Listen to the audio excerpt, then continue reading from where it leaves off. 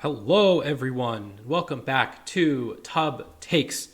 Today is a really big week. We just had two regionals, and I'm joined by. I didn't actually go to either of those regionals, but we have three people who did really well at the Knoxville Regional Championships. So really excited to talk about that, and I'll let them introduce themselves in a second. But first, I just want to lead things off with talking a little bit about Angel, who was a really important member of Tub Nation, a really good friend to all of us, and an incredible person. And he passed away this past weekend. So this is a really hard time for all of us. I'd prefer if there wasn't any questions about it or any too many comments about it in chat. But what I do recommend, if you want to help out his family in this time, is donate to his GoFundMe, which I have on screen right now. And if someone can post a link to it in chat, that would be great. I have the link. I have a link on the screen right now as well. So that would be really appreciated. Please don't donate or gift subs or anything if you're planning on spending money on the stream tonight. Just go to that link. Again, really appreciated. And with that, I guess let's talk about some Pokemon. So first I'm going to introduce the three guests that we have who all did incredibly well at Knoxville Regionals. So first and foremost, I have Tommy DeRosa. How are you doing? Hey, how's it going? Doing quite well. I'm glad to hear all you guys' voices again. Yeah, you of course got 10th place at Knoxville. We were watching. At least I was sitting at home watching the live resistance calculator and saw you miss by 1%, which is really sad, but a really impressive Yeah, performance. you can't be too mad about that, right? Like it's one opponent's game. Like if somebody else got one more win somewhere, that would have pushed you over. But it is what it is. Exactly, yeah. And then next we have the undefeated player in Swiss. We had John Hu. How are you doing? I'm doing amazing. We had a couple really hype moments on stream. You got to watch it pop off a little bit, and and I got one DM asking us to talk about your team. So we'll get to that eventually. For sure. And then last, he's not on screen right now because it doesn't have a camera. But we have Nick. How are you doing? I'm sad, but happy to be here. Well, Um, glad you could make it yeah. on, especially since you did really well at this regional. You got all the way to top four. We've got a team report coming out with your team tomorrow, so I'm really excited for everyone to hear more about the really cool Sun team. I think you and John both used some really cool Sun teams, so excited to hear more about those. But yeah, so let's talk about the tournament. I should add, this is super impromptu. I was not supposed to be hosting, so I don't really know what we're talking about. So I'm gonna do my best. But we're That'll gonna go see. great with the rest of us who also don't know what we're talking about. Don't worry. All We right. got it. We got it. Okay, Yeah. that's all So good. So, yeah. so I guess first, so Inosh was supposed to be on the show today, and he got I think top 32 at the Bochum Regionals in Germany. And of course he just had a really early flight today morning, so he was too tired to. And this is obviously really late in Europe. Thank you to all of our European viewers who are watching this live. But Yeah, thank you, this is man. really late for him. So he wasn't able to make it. But I guess first we should talk about the first regional, which was Bochum, and the results over there, where Marcus won with a team that was really cool, featuring one of my personal favorite Paradox Pokemon, Iron Jugulus. What are your guys' thoughts about Marcus's team? So two of us played against Marcus's team because Wolf ran the same team. hmm And I just mostly like am viewing it through the lens of how my team matched up into it, but I'll try to like just think about it. It's just it's like pretty straightforward tailwind Tusk offense, but they opted for some different like there's a different, like usually you have uh you have a Tailwind Slider, you have a Tusk, you have a Bundle, you have a Flutter, you have and then you can mess around with the last couple of slots. The Iron Hands is not a staple on the team, but I'm pretty sure it's like existed. And then they have Gothitol, which is definitely it exists. Like Toller, yeah, I think Toller's version has it, and with a Tyranitar on the last slot. But yeah, basically they've, instead of Talonflame, they've opted for Iron Jugulus, and instead of Flutter Mane, their strong ghost type is Goldengo.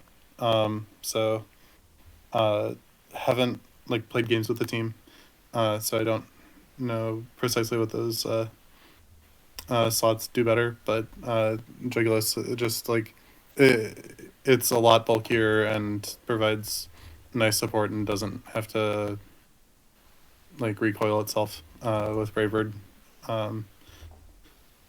If you guys have more to say on the topic, then feel free to go. But like the team is obviously very good because Marcus won and Wolf top aided. Right, it kind of does a lot of things that like other teams are doing. It's not particularly crazy as far as the construction of the team goes. Like, there's a lot of standard mons, just like every other team on the top cut lists. But like one weird tech mon, kind of, I guess people maybe weren't prepared for that at all, and it kind of was able to maneuver its way around some of the more standard teams that way. Yeah. Yep. One I of kind of the agree with what really Nails was interesting saying. things- Go Go ahead. ahead. All you. Okay, so yeah, I think basically you're just trading Talonflame for a bigger Tailwind stat stick, which is pretty good considering Talonflame is not known for its best stat distribution ever. Gale Wings is great and all, but I mean, basically having, what is it, 250-ish speed or whatever it is almost as good. Plus, I think, I don't really know too much about Tailwind offense because I don't really play it, but if they usually slot like a damage mitigator like Arcanine, Snarl, this is also doing that Snarl job quite well, and it's doing pretty good chip with it too.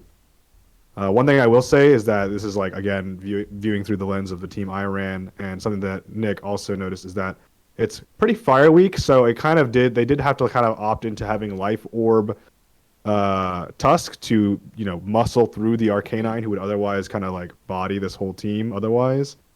And they're also like flying, I think, Delibird, and I think that's just so you can Earthquake next to it. I don't think it has any other purpose other than that.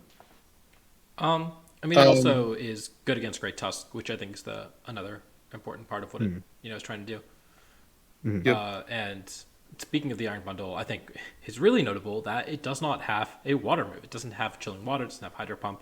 Yeah. Instead, opting for Encore, and that's a really interesting decision. I think that part of why Wolf ran Palafin on his team at Orlando was that he really didn't like the odds of missing that Iron Bundle provides. But Iron Bundle defensively is still pretty good. Obviously not as bulky as Palafin, but doesn't have the downside of having to switch out. And it just doesn't need a water move, I guess. I don't know what you guys think about that. I'm not a fan of that. I think you just hit your Hydro Pumps and that damage is really nice, but what are your thoughts? Well, the That's my Encore is opinion as well. But go ahead. Sorry. the Encore is kind of there as a big part of their Dondozo matchup as well. If they catch the Dozo doing something like that isn't attacking, they could just kind of Encore it forever. The other, if we're talking about this team's Dozo matchup, they've got some other cool options, and Trick can be useful, but Charm Gothitol is something that I used very early in Series 1 at the Victory Road tournament, which was closed team sheet, so it was never really publicized, but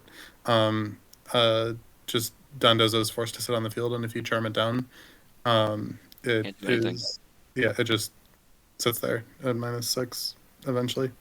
And I thought it was better with Amoonguss, but even just like with leftovers ticking, you can you can just it can be sufficient against Dozo. So Mhm. yeah, it's the one move Dozo Tech that's like pretty effective that Gothitol can run. Mhm. So it's nice to see them pick up on that since it hasn't been seen before super publicly, and like I was kind of just sitting on it to see if I wanted to use it in the future. Um, so like props to them. Yeah. But yeah, John C. that's just You, good stuff. thank you. All right, John C. You, thank you for the raid. Really appreciate it. Welcome to the channel, everyone. We're going over the Knoxville and Bochum Regionals and talking about it with three players who all made day two at Knoxville Regionals, and me, who did not go. Don't worry, I would have won if I Sounds had like you gone. should went. Sounds like you should have went. Really, I built Nails' team, so I really could have won. So true. And if you want to know why that's a joke, you can watch the team report that's coming out tomorrow.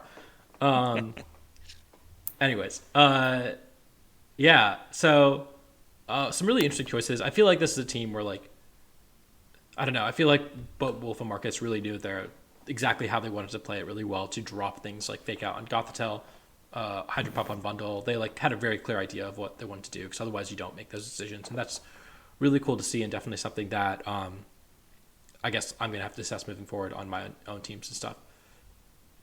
But yeah, so I guess let's look at some of the other teams. Unless you guys had more to say about that team. No, I think we hit all the points Um, on it. Unless yeah. Neil says something. I mean, I have thoughts on my own team's matchup against it, but we can do that when we talk about Yeah. Knoxville. Right. Um, Um, and it clearly so wasn't a crippling weakness because the second place team is a Torkoal team, True. yeah, which that's kind of the theme we chose for the show. Is this was Torkoal's weekend. For context, Torkoal has been pretty down bad in Series 2. It came in and everyone was quite excited for it because it's the Sunsetter and Protosynthesis got dropped, and a bunch of the best Paradox mons were Hands Bundle and like 4 or 5 uh, Sun boosted mons, and so teams which would like Sun was expected to be very good, and then it has just been completely flopping. It flopped at Orlando, and it pretty much flopped at OCIC. Like, I don't think there were any Torkoals in day 2 of either event. There might have been one across both, but just Torkoal has been very heavily whiffing. Um, and this weekend was Torkoal's first weekend of actually doing anything notable in the format. And there are some reasons for that, but the short answer is just that people have stopped respecting it. And yeah, like it basically just people called it out as being uh, like not as bad as uh, it was the general perception of it was. And so yeah, Torkoal showed up, and it had 2 top 8 placings in each tournament, which I kind of including a second place finish in both tournaments. Mm-hmm. And Mhm. like I think that's about as that's about how good Torkoal is. Like, it's not amazing in the format, but it's also significantly better than 0 day 2 performances at OCIC or Orlando. So right. And I mean, I guess like the main Torkoal counterplay that people look for, you're thinking of Tyranitar, you're thinking of Arcanine, but those both have dropped in usage. Tyranitar primarily was thought of as a Psy Spam counter, and Psy Spam, obviously, there were only 2 in all of day 2 at Oceania Internet, so it was kind of dropping off in usage. And then Arcanine, I think it was maybe the third most used Pokemon at Orlando Regionals, and I think was the 6th at Knoxville, is what I saw on stream. So look at that. So like it also has really dropped off. A lot of a lot of King Gambits, for example, a lot of like weakness policy or other like covert cloak on Armaroog that kind of stop it from doing its job. A lot of Great Tusk that stops it from doing its job really effectively. So the metagame kind of shifted to a lot of Arcanine hate, and that in just sort of that cyclical way, I think Arcanine and Tyranitar usage kind of dropped, and then Torkoal as a result kind of had a big day. It's kind of the way I interpreted it. Yep, that's pretty much how I see it. Just it was getting not respected enough, and yeah, resulted in being able to just use its raw power to like get some finishes. Yeah, a lot of mons seem to jump in and out cyclically like that as well, like all the time. We've seen it like every year over and over again. Yeah, that's just standard meta dynamics, and so I guess we should probably talk about Alex's team specifically. Yeah, And so Alex let's is. talk- I think I had this his limitless profile up. This dude is he is unlucky, man. He's gotten second, third, second at regionals. Has not had his breakthrough win yet, but super consistent player, and was really rooting for him to finally get that W, and he hasn't gotten it yet. But yeah, I know he's going to get it soon. And he had, I think, the same team that he used at Liverpool Regionals, where he got second again, right? That was when he got second. Oh, this doesn't have this past weekend. Yeah, he got second, Yeah, third, he's second again. Yeah. So. Oh wait, he got. I didn't even realize that he got second at Liverpool. And with the second same here team. With the same team. That's actually so sick. Yeah. So yeah, shout out to Alex Soto. If nothing, the man is Is it the committed same stats to and not everything? running a Series 2 team. The Series 1 team, Timmy. Not So he Timmy, did because tweet, he's definitely doing well. So like, Iron Nemesis, thank you for the raid. Really appreciate it. We're just talking about the results of the Knoxville Regionals and Bochum Regionals. And we have 3 players who all made day 2 at Knoxville Regionals here to talk about their experiences. And then also me, who did not attend. But if you did, you would have made day 2. Exactly. But if I did, I would have won the event, no doubt. My team has an incredible matchup into everything. You know, it really is the perfect team, and you're not going to get to see it until Charlotte Regionals. So you're all missing out. But yeah, Alex did publish his team. He said he made changes to adapt to the metagame. I don't know what his team's was at Liverpool exactly, so I don't know what the changes were, but we do have his paste that I pulled up. But yeah, what do you guys think of Hard Trick Room right now? I generally think Hard Trick Room.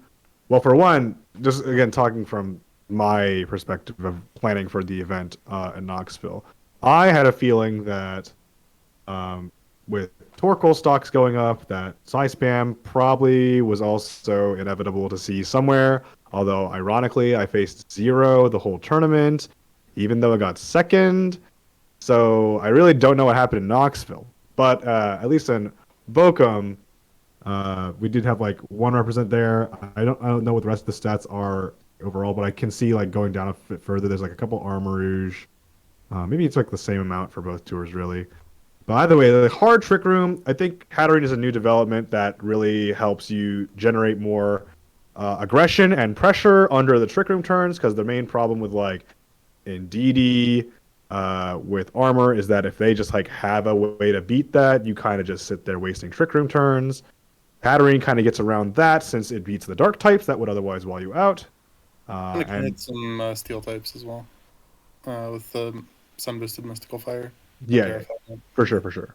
Like you can power through a King Gambit if it just is trying to sit there and be a Dark type. Mm-hmm. So I think it's just a great addition and really enables the Trick Room agenda a bit better. So props to Alex here for continuing to make Hatterene Hard Trick Room work. I'm not sure other players can really execute the same game plan to the same level. He probably just has way more hours into it than most people would feel comfortable doing that. So, yeah. Just in terms of the Series 1 versus Series 2 sets, I don't know if EV spreads changed, but it looks like 1 move slot changed from the teams, and that was cutting Wide Guard from Series 1. Wide Guard is on the Series 2 version, and Heatwave was on the Series 1 version on Armor, and there were a couple of Terra types that changed. But otherwise it's just the same move slots. That's So yeah, that's like impressive to just rock your archetype and trust that it's correct. And Just main your team. I think Yeah. hard trick room's really strong. Just in general, like size spam on hard trick room's interesting because like actually this take isn't even correct anymore because it just got second place at 2 regionals. But I feel like a lot of the time, like in 2019, we saw it, and until before this weekend, size spam kind of had the position of like it's all over the ladder. So everybody over prepares for it, and then it just like doesn't show up to regionals, but it showed up on specifically 2 teams now. But beyond the size spam itself, like the rest of the hard trick room team, like a lot of the metagame is really fast. Like most of the paradox mons are all very fast, and they're on like every team, and a lot of the mons that are then trying to beat them are also fast. Like you have a bunch of tailwind users around those, and things that the tailwind then supports. So it seems to me at least like the metagame is kind of in a place where hard trick room can do well, but I think the issue with a lot of teams have had is like actually getting the trick room up and keeping it up. right. Yeah, and just getting your follow through. Also worth noting, this team doesn't have any protects. Shoutouts to the spot and Twitch chat. And if you're running a team that's on a clock like this, it doesn't get to have protects. It doesn't get to play very defensively in position with. You have to win in 5 turns. You don't have to win in 5 turns necessarily, but you have to be set up. You have to proactively set up so that you can get a second trick room up if you haven't won in 5 turns. Or you can clean with Sucker Punch. That seems to be like the other main line is if you can get a sword stance up while you're pinning them with Eruption or Expanding Force, then you can Sucker Punch and like win on turn 6 or 7. But yeah, you don't have too many turns after that. I do have to really wonder. I do have to wonder that, like, with 3 trick room users on this team, how many times Alex got to go for double trick room on the last turn of trick room, which is a play that I think people know about now, but it still sometimes escapes you in the moment. The real play is double trick room on the second to last turn of trick room because it's it's far harder to respect it there, and then you go from if they're like telegraphing a double protect, you go from 1 more turn of trick room to 4 more turns of trick room, and that can be a backbreaker. The real play is to do the third to last turn of trick room because then it's really easy for them to double protect that turn. That is also true. Right? Like, right? I mean, that's how you maximize the number of protects. Is you double protect, you take 2 attacks, you double protect, you take 2 attacks, you double protect. And the real punish to not having to make that read is do it on the turn that it's really projected. I'm only like, it is a very aggressive play, but like, this is a very aggressive team. You have to be willing to make that type of read. Or at least you have to know when you have to make the type of read and then actually commit to going for it. Yep. And then I guess the other cool thing is that you got double Defiance. Annihilate is like only sort of a Defiant mon, but like if you give it the Defiant boost turn 1, you're not going to be very happy taking like boosted Shadow Claws or close combats.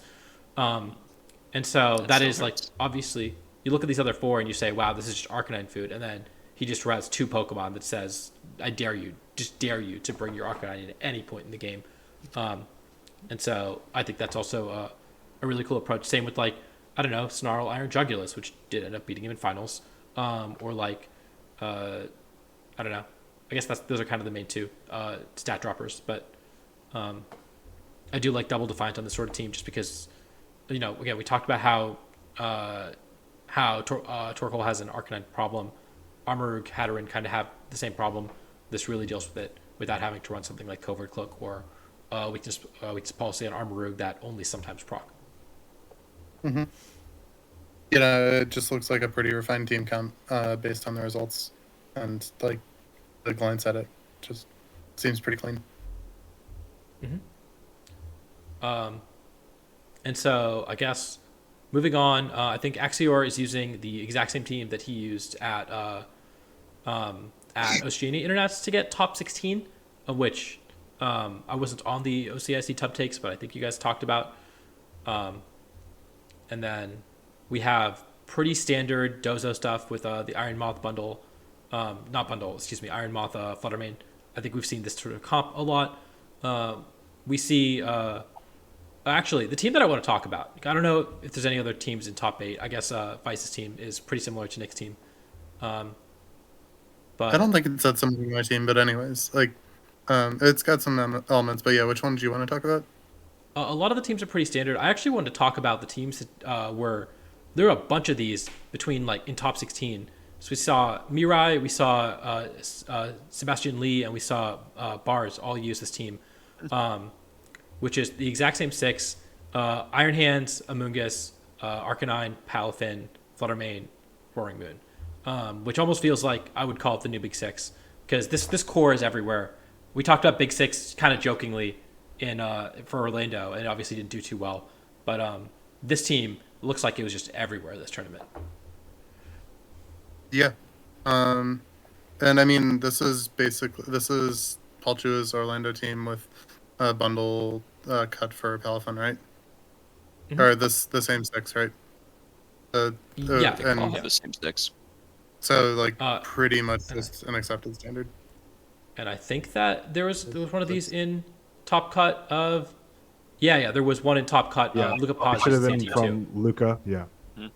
Yeah, Luca ran So it. this Luca team, ran it a little bit differently than everybody else did too. Yeah. It was a little different. I know Paul was running the same 6, but I played both of them on across both days, but they have vastly different ways of handling the game plan, I think.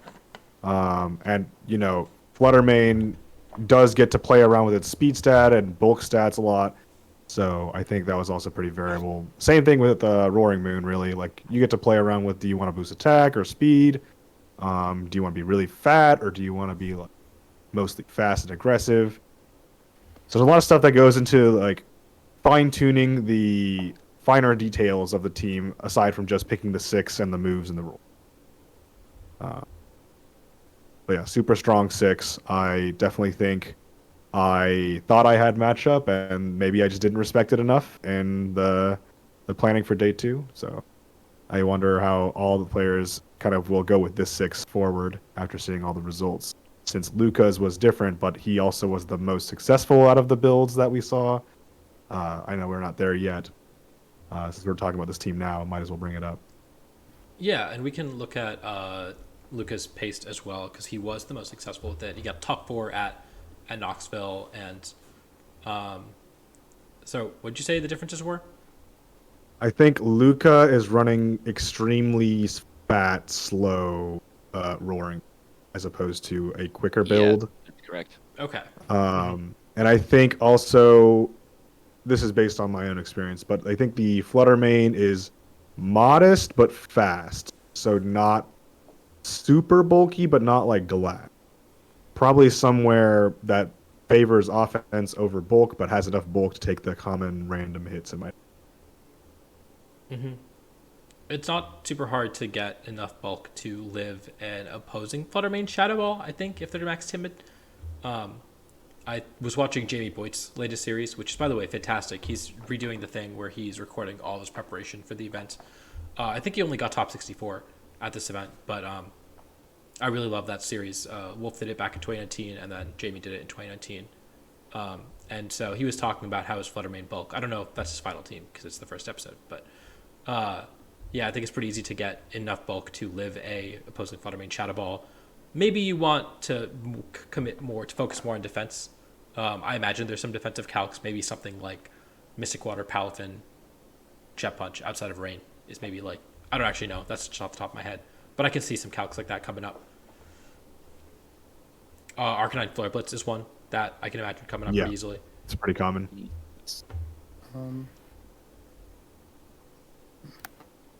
I'm just going through the top that explore on for this team. Just worth noting that all 7 in day 2 there were 7 of this team comp of Hands, Fire, Water, Grass, Flutter, Moon. All 7 of the Flutters were choice specs, which is pretty notable. And and they like 5 of them had power gem, 1 had energy ball, and 1 had bear song. And like just that part is notable. That Was that for Bochum or? Yeah, that was for Bochum. Okay. I have no clue how to actually pronounce that city I name. don't either. But, Yeah, I'm just saying what Arani's saying. You were gonna guide us all through this. I'm just flipping through. Yeah, all the Roaring Moons were Protect, Throat Chop, Acrobatics, and then 3 Dragon Dance, 4 Tailwind. So it seems like he can go either of those. But yeah, just interesting to see a bunch of convergence on the same sets, I guess. I'm fairly certain some, because I know a couple of people who ran this team in Knoxville. I'm fairly certain they had gotten it from some Japanese or a Japanese player who was running the same 6 and doing quite well with them.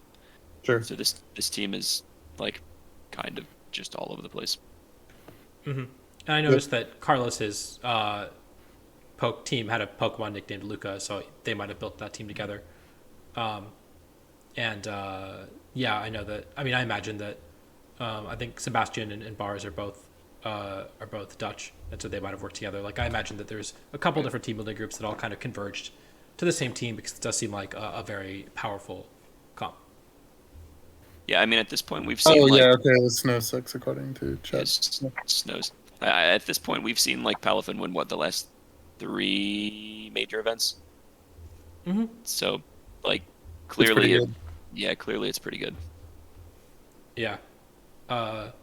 And I mean, I think that there's something to be said about consistency too, right? Like, maybe less so when you have a top 8 cut, and when you had a top 32 cut, you really did need to make sure you didn't get knocked out due to a freak, bad luck, right? When you had to win 5 straight. Top 8 cut allows you to be a little more consistent, but also the way D2 Swiss works means you do have to actually kind of win out, really, if you want to guarantee yourself cut. So, I don't know. I don't know what the trade-off between consistency versus power level is. But I do really think that Iron Bundle is higher power level than Fluttermane. Sorry, not than Fluttermane, than Palafin.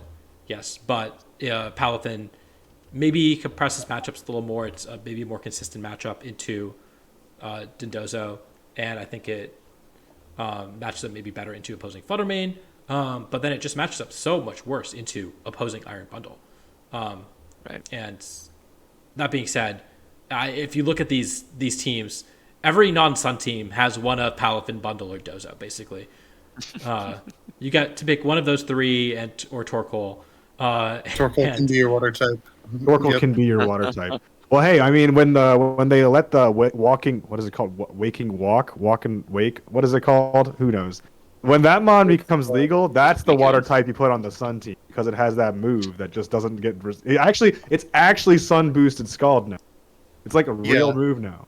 Yeah, No wonder we're definitely gonna crazy. talk about that guy, and that guy's gonna. I'm gonna have nice things to say about that guy. But yeah, that's for later. That's for later. Second half of the episode. All right. Those were all of my thoughts about Bochum. One comment was that Marco Fiero was the only Garganackle in Top Cut, or in day 2, which doesn't surprise me too much. No, in Top Cut for both events. Good. Top Cut for both events. There were only it looks like 2 Garg in day 2 of Bochum. Which I just don't think it's too surprising. I think it's kind of fallen off a little bit. But are there any other things that you guys want to talk about from this regional? Takeaways. I did like the take that everybody had a Palafin, a Bundle, a Dozo, or a Torkoal, because there were only 3 players in top 32 of Bochum who didn't, and they were all toward the bottom of top 32, and they were largely running they were running relatively non-standard comps. that's a pretty good take if you're running anything that's like at all standard. Yeah, it's pretty good to have a water type or a We see purple. the three are what? Hard Parish from Maddie. We see a Yeah, Gastron team, and that's then a water That's type. not that's not a real water That's type. what I'm counting that as a water type. Oh really? Angel, I'm sorry. Oh man. uh, and then the There's I don't know Alexander what at Alexander's team 32, is. Yeah. and Oh okay, yeah. I see. Yes. And is the Bax a water type? The the Bax is a backs water can type. be a There, water we type found Bax it. can And be the a water Falcaron type. is a water type too. Okay, yeah. She has So, two water types. Yo. I mean, she has one at a time, but she has two. So yeah, the claims that water types are dead were very much exaggerated this gen. Water Well, types are no, alive and it's well. just that there's only two Water of them. types are everywhere. Is the well plus Dozo, which is kind of its Yeah. own thing. Hmm. Sure. No, water types And, like, definitely. Dozo's kind of a steel type in Series 2. Yeah, no, like the water types both force you to jump through hurdles for them. Uh, Bundle being kind of made of glass, and Palafin forcing you to switch it out. But yeah, like they're both flawed Pokemon, but it's still important to have one. All right. And so Are there any other? I get. Yeah, we can move on, yeah. Yeah, I guess was there any other comments about Bochum? Shout outs to Inosh getting 22nd place, 10-4. He had a crazy resistance day one. I think he was two people single loss in day one, which is crazy. Yeah, any other Shout thoughts outs to about to him? Sorry, any thoughts about Bochum? Also, shout outs to Michael Kelsch, aka Michael DeBesti, who's it was his first regional. He's been playing on Smogon for a couple years, and he's a cracked Ranbats player. I know that a month ago he was rank 1 with the same account on the Gen 8 and Gen 9 Ranbats ladder.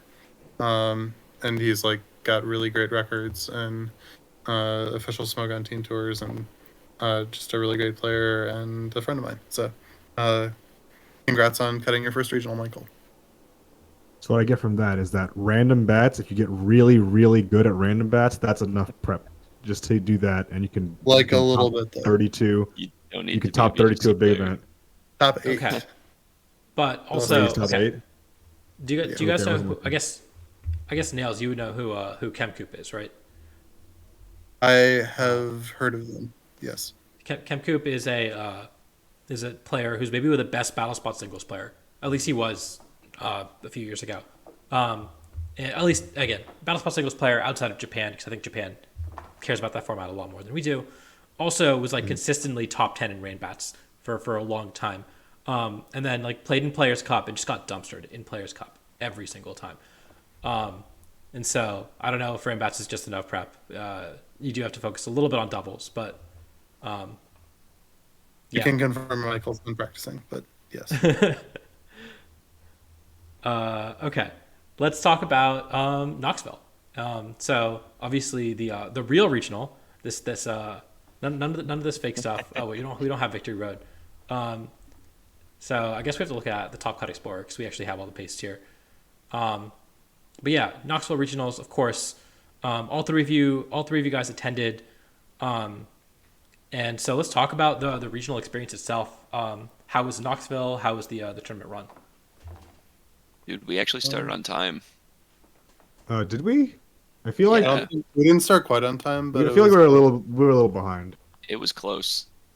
We did still get out like at a fairly okay time, and what was nice, which I'm not sure if it happened for any other tours, what was nice about this tour was that they did not take our switches at the end of day 1 to do hack checks. that was and they such. Also did not take them at the beginning of day 2, That and was instead weird. just opted to do individual hack Like, checks throughout the randomly. day. So that honestly made everything so much faster, and it kind of makes me wonder why it just wasn't that way to begin with. Yeah. The lack of hack checks at the start of day 2 was a little bit surprising, but it's just less necessary if you're not immediately heading into cut.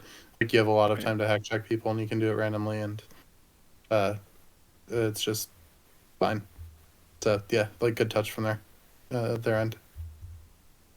They still did like team checks before Top Cut started, and yeah, they were doing random hack checks throughout day 2, and of course through day 1. But yeah, it just made it run a lot more smoothly, and so good job, props. Yeah. Other than that, I think the venue was fine.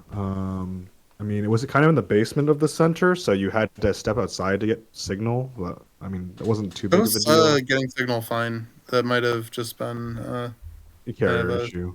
yeah, Carrier issue. but Uh, yeah. I will say they had this like pretty nice like coffee or whatever you want to call it, hot chocolate stand like on the floor above. So that was kind of nice for the people who didn't want to like walk all the way out to Starbucks or whatever. I mean, it was really sweet when it started raining. Exactly. It's a really nice venue, actually. Like, they put everything together quite nice. I mean, they like good VGC players. We were kind of banished to the basement, but other than that, the venue was quite nice. There was a pretty beautiful outdoor area that we really didn't get to see too much of because it was raining. But I think had it been better weather, it would have been a nice venue. And the outdoors as best well. part was the statue of Cocaine Bear. Did love seeing that. Where's that movie set? Is that set in Tennessee? I know it's. I think set it's in I somewhere. don't know Knoxville. where it's at. It's set. Oh, in seriously? Knoxville. It's in the trailer. Yeah. Never mind. Nice. I think someone said that in Twitch chat. It's like, oh, Knoxville Regionals, isn't that where Cocaine Bear is set? I was like, yeah, that is. Yeah, it is. I suppose it is. So I'm glad that none of y'all ran into Cocaine Bear. He's not legal yet, bro. Bears are scary, dude. You gotta That's wait another true. series or two Oh yeah. before Oh yeah. Ursaluna becomes Man, legal. Can't believe Knoxville Regional wasn't Series 3, or whatever. Whenever Ursaluna's gonna be legal. Yeah. You didn't run Ursaring. It could be serious. I'm not running Ursaring, bro. We still got to build the Ursaring team. We talked about. Yeah, it I at know, one point. I Never got know. around We to keep doing talking about this. We never build it. it. Yeah. Okay. So.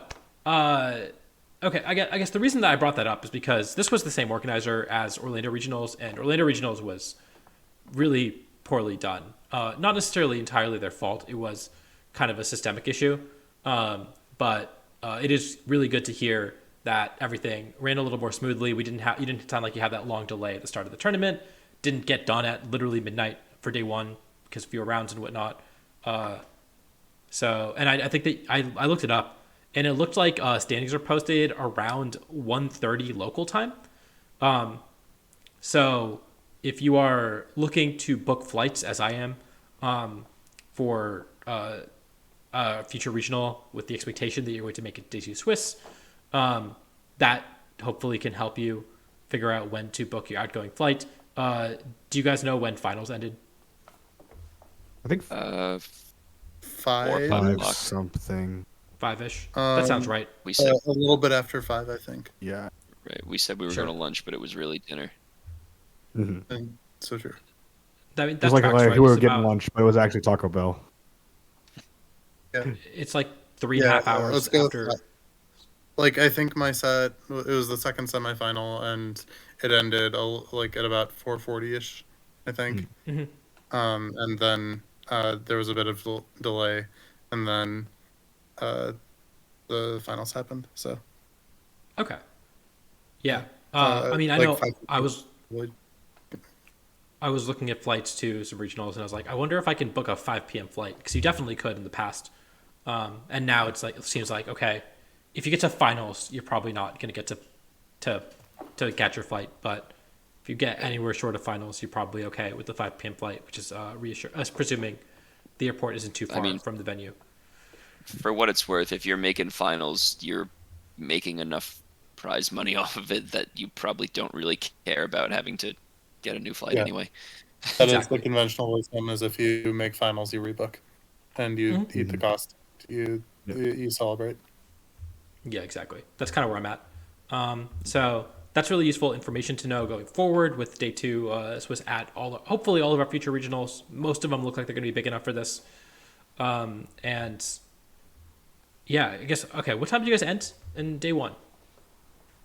Day 1 ended about 9. Oh, that's pretty good. A little earlier, but then like, standing pictures and stuff. And we were able to go get dinner with everything was still open and not like closing by like 10:30 or whatever, 10, 10:30. That did happen at Orlando. So that was nice. We went and got like a meal, went back. So yeah, aside from like the whole, if we had been held over for like hack checks and stuff, we would not have. So I definitely appreciate them making the decision to not collectively say, all right, day two players, give me your Switch. We're gonna do the little hack checks now, and instead just say, Good. all right, see ya. Just come back at 8:15, and we'll do it then. And they didn't Yeah. do it then either. They just said, let's do it. So Honestly, really like, excellent change. good decision because day two Swiss, you got 5 rounds. It's not hard to hack check, 10, During 11 5 people rounds, per yeah. round. And so, yeah, I really like that decision where you just say, hey, we're just going to get to 55 people over the course of day two Swiss in the 5 rounds. Okay. And I guess with that, we should talk about the tournament itself. And so, like I mentioned, John, you got top 32. Tommy, you got top 16, and Nails, you got top 4. So all three, really, really incredible performances. What did you guys think, having played 14 to 16 games? What did you guys think of the metagame and how it changed? Y'all want to go first? You Or can I go can, first. yeah, I can go first. Basically, my take heading into the tournament was that the meta was stupid aggro. It was just like a lot of tailwind teams, a lot of like hard trick room. It was like mouse ape, just a lot of balance shredder type stuff, and like just offense. And to quote my friend John Evans, uh, offense loses to faster offense. And so I decided to build around Lilligant because Lilligant is the fastest guy. And a lot of the offensive teams just don't have the space to check after you eruption. Um, but and so that was pretty much where like my that was like the start of my prep process, and I just worked out from there. And I'll have a team report up tomorrow, so I'm not going to go too much into my team, but basically, yeah, I just wanted to focus on beating offense. I also felt like Arcanine was falling off.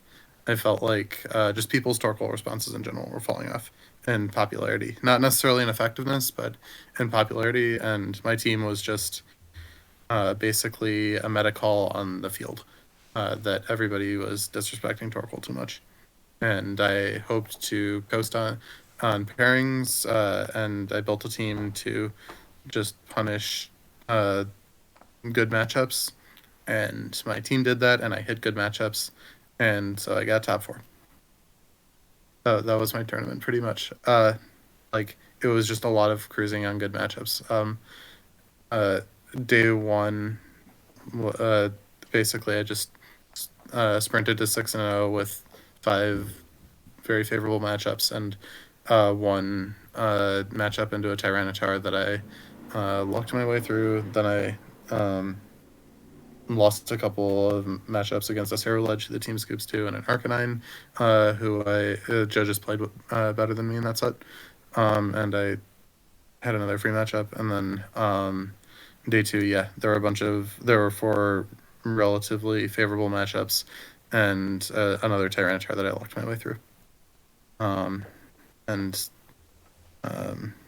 yeah, that was basically my tournament. Is like I would not have been able to play a team that required like more complex game planning on day 2 because I was completely out of it mentally, just with learning about Angel, and so I got completely carried by my team just being designed to skate on matchups, and like it was probably the only way I could have made a run like I did, but I did.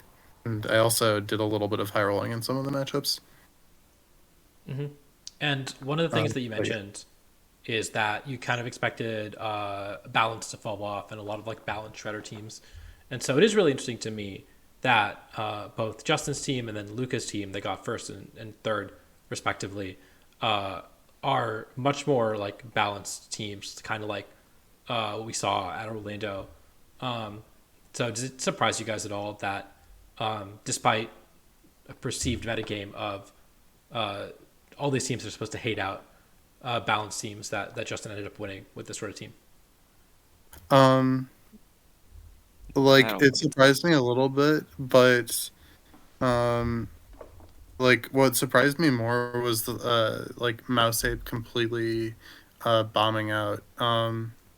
There was only one beat up mouse hold in Knoxville day two, and there were only two in Bochum day two, and neither of them did particularly well. I think Top 64, top 64 for Knoxville, and Knoxville. for Bochum, I'm clicking through. Um, yeah, top 32 for both of them. So, yeah, just kind of that was not something I would have predicted heading in, but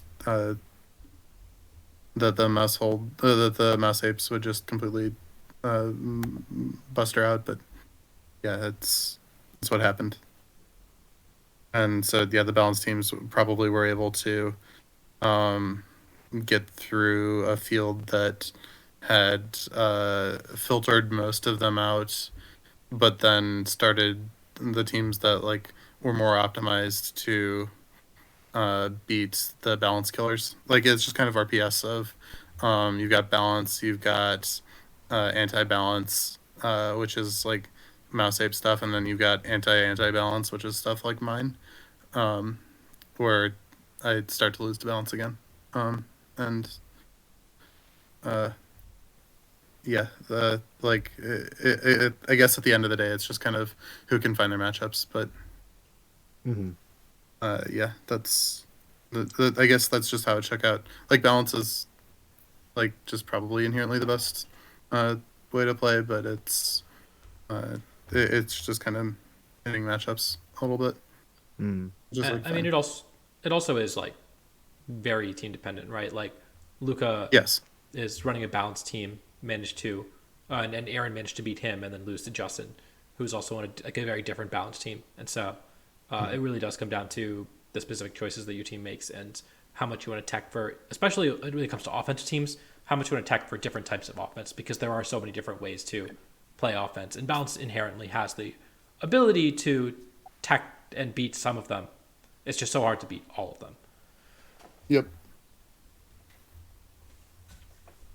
I guess I'll follow that up. So I basically had like a similar, I guess, approach to what I was bringing as Nick did, where I was like, I just like people are respecting Torkel and a fast dude so much, and like, yeah, my fast dude was a jump luff and not a Lilligan, which I guess drew my team closer towards the balanced side of the spectrum as opposed to the aggressive. I'm gonna force them to respect my pressure.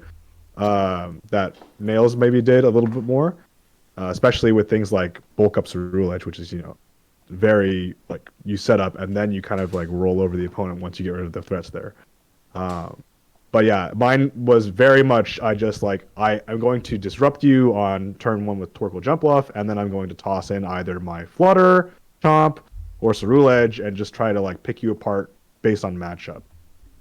And it did work pretty much like all of day one, and with a little bit of extra luck of Jehu luck stat, I was able to finesse my way to a 9-0 position using the help of our trusty Torkoal, which is definitely my MVP, even though it's not like the aggressive charcoal version that other people are generally saying is like the Torkoal's best set.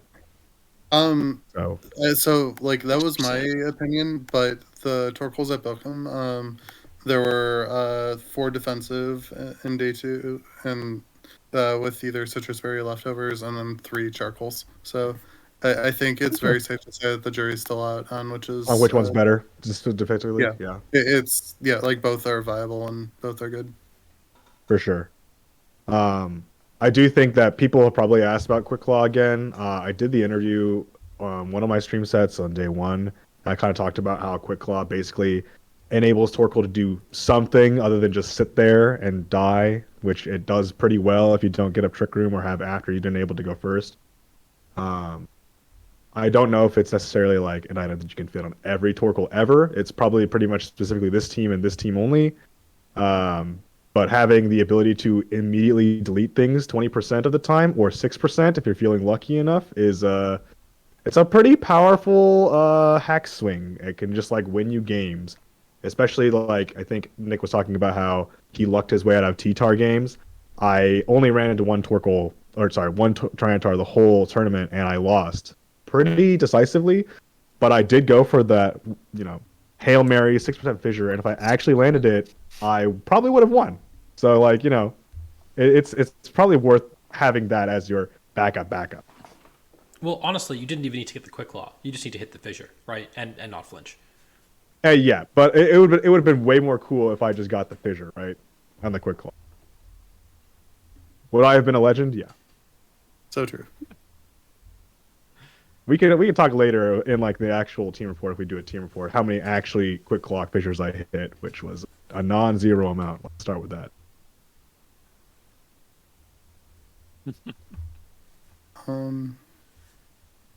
So I guess Yeah, it's my turn. I want to say I got a message from my friend Austin Acosta, who told me that I had to bring this up on the podcast that he played John Who round 1 and then Jake Squirrel Boy round 3 and got quick claw fissured by both of them. So so yeah. It does happen, and it happens to some people more than others, apparently. But yeah. Built different. And Okay, did he still Tommy. end positive though? I don't actually know how I finished up. I don't remember. I was kind of looking through the standings, but I guess I'll ask him later. He finished 6-3. Yeah, okay. So he still went 6-3, even though he got fissured twice. Yeah, he lost to John and Jake, and then from 1 and 2, ran it back to 6-3. Yeah. Gotcha. Not bad. Okay, yeah. All right, Tommy, let's hear about your run with the Flamingo. Okay. Yeah, so we were the Flamingo men. I ran the team with Carson Confer and Mike D'Angelo. Carson placed top 8. Mike did not. Honestly, I really didn't help them build the team very much. There's a great story behind this. I was at Mike's house a week ago. So, like, we were watching OCIC. We watched Gavin win. And at the time, I was, like, kind of just practicing with Emilio's team, but it has a miserable Palafin matchup. So I was talking to him. I was like, Mike, I'm lost now. I don't know what to do. I'm going to just lose to Palafin. I want to run something else. And he, knowing I had a terrible matchup into what he was running, he asked me to play a set with him and promptly beat my ass for 5 games straight. Like, I had no chance. And then forced me to run the team. You will speak of this to no one. Run this team. Yeah, so I was indoctrinated that way. And after that, I kind of helped them decide on, like, one move on the mouse hold set, and that was, like, my entire team building contribution. So I'm a dirty team thief, yeah. But the team was built, like, very cleverly. It was kind of designed to really take advantage of the standard team comps and just it's a parish dojo team.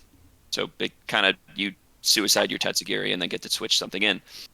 In our case, that is the Flamigo, which just says it's going to copy all of Dozo's boosts, which can just be the Omni boost, but if you start clicking order up before you get the Flamigo in, then it can be even better than that. And the Flamigo is really neat too, because it's like it serves similar purposes to like Nick's Lilligant in that it's just a faster thing than anything else.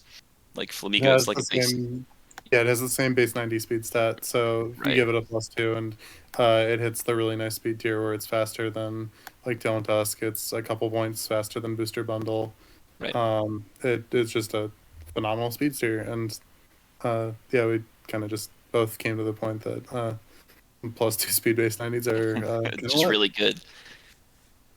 Yeah, and it also functions similar to the team that Mike and Chuppa built for Chuppa to get second in San Diego, where they say, okay, most teams are kind of prepared for Dozo, but they're not really prepared for two Dozos.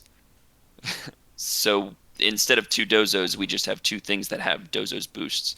And most teams, once you get into that position, are not really able to do much to come back. Because like you've probably at that point you've sacrificed two Mons, but the two things you have remaining are so boosted up and so well positioned that you can't really do much. And you also get to see what they have in the back too, because you click Perish turn one typically. So you now have seen your opponent switch out two Mons to probably not lose two. Yeah, you just have And complete information about what they have. right, so against standard comps like that, you know exactly what's in the back to prepare for. You know exactly what's in the opponent's playbook. Which I mean, again, into standard comps, it kind of just farms that team, right? So we were betting on the the entrance to all kind of be somewhere around standard stuff. Like you want to see a lot of Tusk teams. Like my run in the tournament actually, like I hit the counter team round one of day one, so I was like, oh man, this is going to be great. Um, and then after that, I think for the next like 5 rounds, I just got to click Flamingo buttons. It was almost exactly as we prepared for. Like it, for the most part, the Nick said earlier, like what beats offense faster offense. So having the faster thing really helped us out a lot. But beyond that, just having other options was really nice as well. Like a lot of teams, even non-standard teams, like they see you kind of trying to focus in on one type of play, and then you're able to take advantage of that by them overcommitting to you making a certain play and doing something else. And a lot of teams that were present, like even in DDR Maroke things, like your game plan is a little bit linear in that you're using Dondozo, which actually had Dondozo had fallen off quite a bit before this event. So like us bringing it, we were able to take advantage of the fact that there was less haze, less clear smog, and many things, even things that could run clear smog really weren't running clear smog because all of the remaining Dondozos are mostly steel type, including ours. So they kind of just don't care about the clear smog. So like just having that to our advantage was very nice as well. So I was able to I hit the counter team day one, round one, and then was able to play against almost exactly what we expected for the next 5 rounds. And then the last 2 rounds were like a little bit more I played some more unconventional things, but they were still kind of what we were expecting. Yeah, I'm not really sure how to elaborate on that much more for day one. I've got I don't want to cut. Sorry, go ahead. No, by all means. By all means. Yeah, I might be rambling. I wanted to go on a tangent. Like just like both of our team building processes were basically we're taking this under-respected archetype and we're saying no, actually it's good. And I think that's just kind of Series 2's vibe Right. overall, is that nothing is like extremely dominant. A lot of like I guess Palafin has won all of the tournaments, but it hasn't been like flooding cut or anything. It just kind of feels like in 2017 where Equinid won a bunch of tournaments, but like wasn't the only thing. It won a bunch of early tournaments, but I think it just like happened to win them, and like just a lot of stuff in Series 2 is viable. and none of it is really that much better than anything else. And so if you can just call that something is under-respected, you can get a lot of mileage out of just bringing the under-respected thing and like developing it so that it's up to snuff with the meta, and just aren't going to be ready for it, and you're not going to be paying a price like in terms of your team's power level. It's just going to be fine, and you get to like just have good matchups while playing with even power level teams, and that's just really powerful. Okay. Right. That's I very will very well say, said. Like that's I'm surprised that you thought that Dozo was under. I had a bad showing previously because I know that it had two of the top 8 slots at Oceania Internet, and then it had two of the top 8 slots here too, right? Like I think that it's kind of had, and I think that it had one of top 8 at Bochum. So maybe it was a little, yeah. I mean, it did not have a showing at all in right. in Europe where it had one of top 16, but it definitely like had been doing pretty consistently other than that, and obviously Hayes Palafin also. I don't know if it's not a counter, right? But it is definitely like around and present. So Right. um, That's that. I mean, that's something we kind of Yeah, decided to take advantage of too. Like, as soon as we saw Gavin win OCIC, we were like, okay, cool. Everybody who, like, at that point, most likely everybody who was kind of on the fence about using Dozo, like, just decided to drop the team right there. Hmm. yeah. And as for Dozo not performing at Bochum, there were just a bunch of Palafins that performed well. The top 16 was kind of flooded with them, so that might have held some Dozos down. But also just like I think that Mike and Carson and uh, mm, and Zach like even kind of similar team. Tommy, yeah. Zach, Uh, I yeah, I think that they just kind of had the sauce. And so like if you have your innovation, and you know how to push your archetype to the next level, uh, then like just roll up with it and you're fine. But there's not like uh, it's just kind of like yeah, do your own thing for good reasons and you'll be fine. Mm-hmm. yeah, it was definitely mentioned earlier, like finding something, the broken thing, and being able to use that at the right time is like very underrated. For sure. Mm-hmm. And so I guess actually, Tommy, do you have more that you want to talk about your team? Yeah, that's all right. I kind of hit all the points there. Like, We want to I talk tend about to other ramble a bit sometimes yeah, too, so. you're good. Um, so I guess then let's talk about the I guess the rest of the field. We did see. I think we talked briefly about Justin and Luca's teams. Do you all have anything more to say about Justin's team? I think it's very similar to the team that Justin Burns won at the Limitless tournament with several weeks ago. So we talked Hmm. about that pretty Hmm. extensively Sure, on the it's podcast. and it's like it's also very reminiscent to the team that we ran at Orlando, because I mean like that had some ties to Justin's team as well, and like yeah, just it's the it's the Firewater Grass, Hands Goth, the Flutter Parish stuff. Like it's just it's been around, and Justin played it very well, so he walked away with the tournament. Mm-hmm. Um, Aaron Clemens' team, pretty. It's like similar to the finalists from Bochum. Uh, there's like a little bit of a Garchomp trend that we could probably talk about. But uh, like actually, I don't even know if there is. How many Garchomps were there? There were 4 Garchomps in day 2 at Knoxville, which is like Pretty I'm good. showing. We were actually Um, looking at that Aaron's team. Carson and I were making some game plans for day 2 the night before, and we were looking at the team. We're like, if we hit anybody in X2 in day 2, like that's who we wanted to hit, and like he just kind of ran through everybody he played. He really did that. Mm-hmm. His schedule is actually kind of crazy for day 2. He loses round 10 to Marcus Dion, whose team is, I think, equally kind of weird. It's like Don Dozo, but it has no. This is just This the is like Choppa's team Choppa with the stuff. Glamora. Yeah, with the Glamora. So he wasn't running anything too out of the ordinary.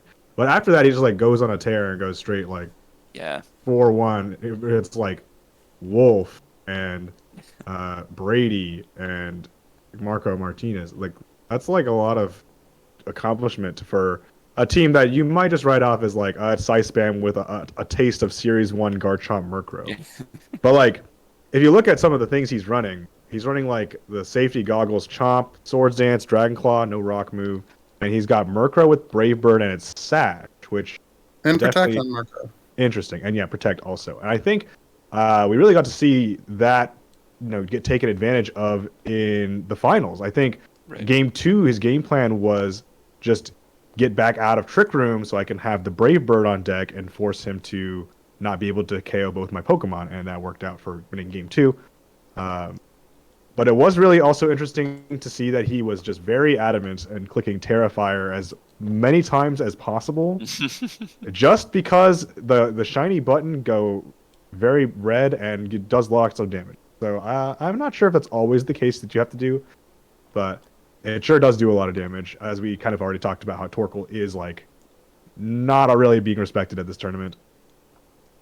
And I guess I gotta ask Nick, how many times did you Terra your Torkoal?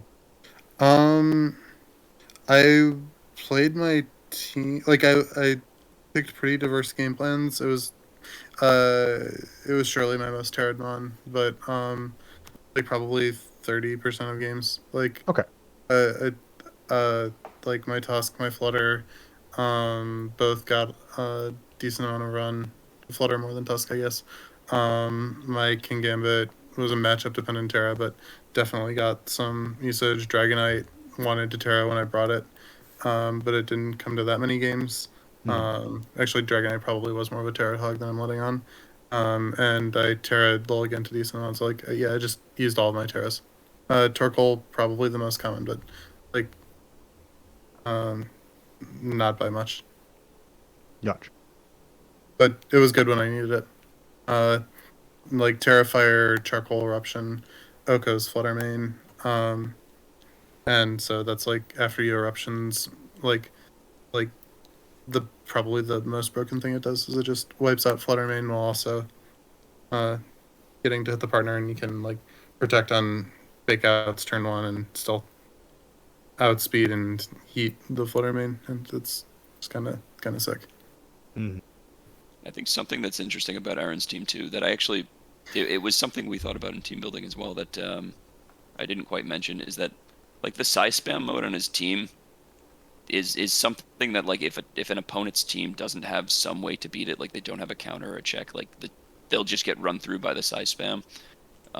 Having a mode like that on your team is really, really useful, because if you happen to hit matches or rounds where like it's an auto win or it's free like that, that's like so much less thought you need to put into the round, and it's like a lot less mental stress on you for the entirety of the tournament. Like, so if you even one round in like a whole day of Swiss, that gives you such an edge over a lot of other players who have had to sit there and think about all of their rounds.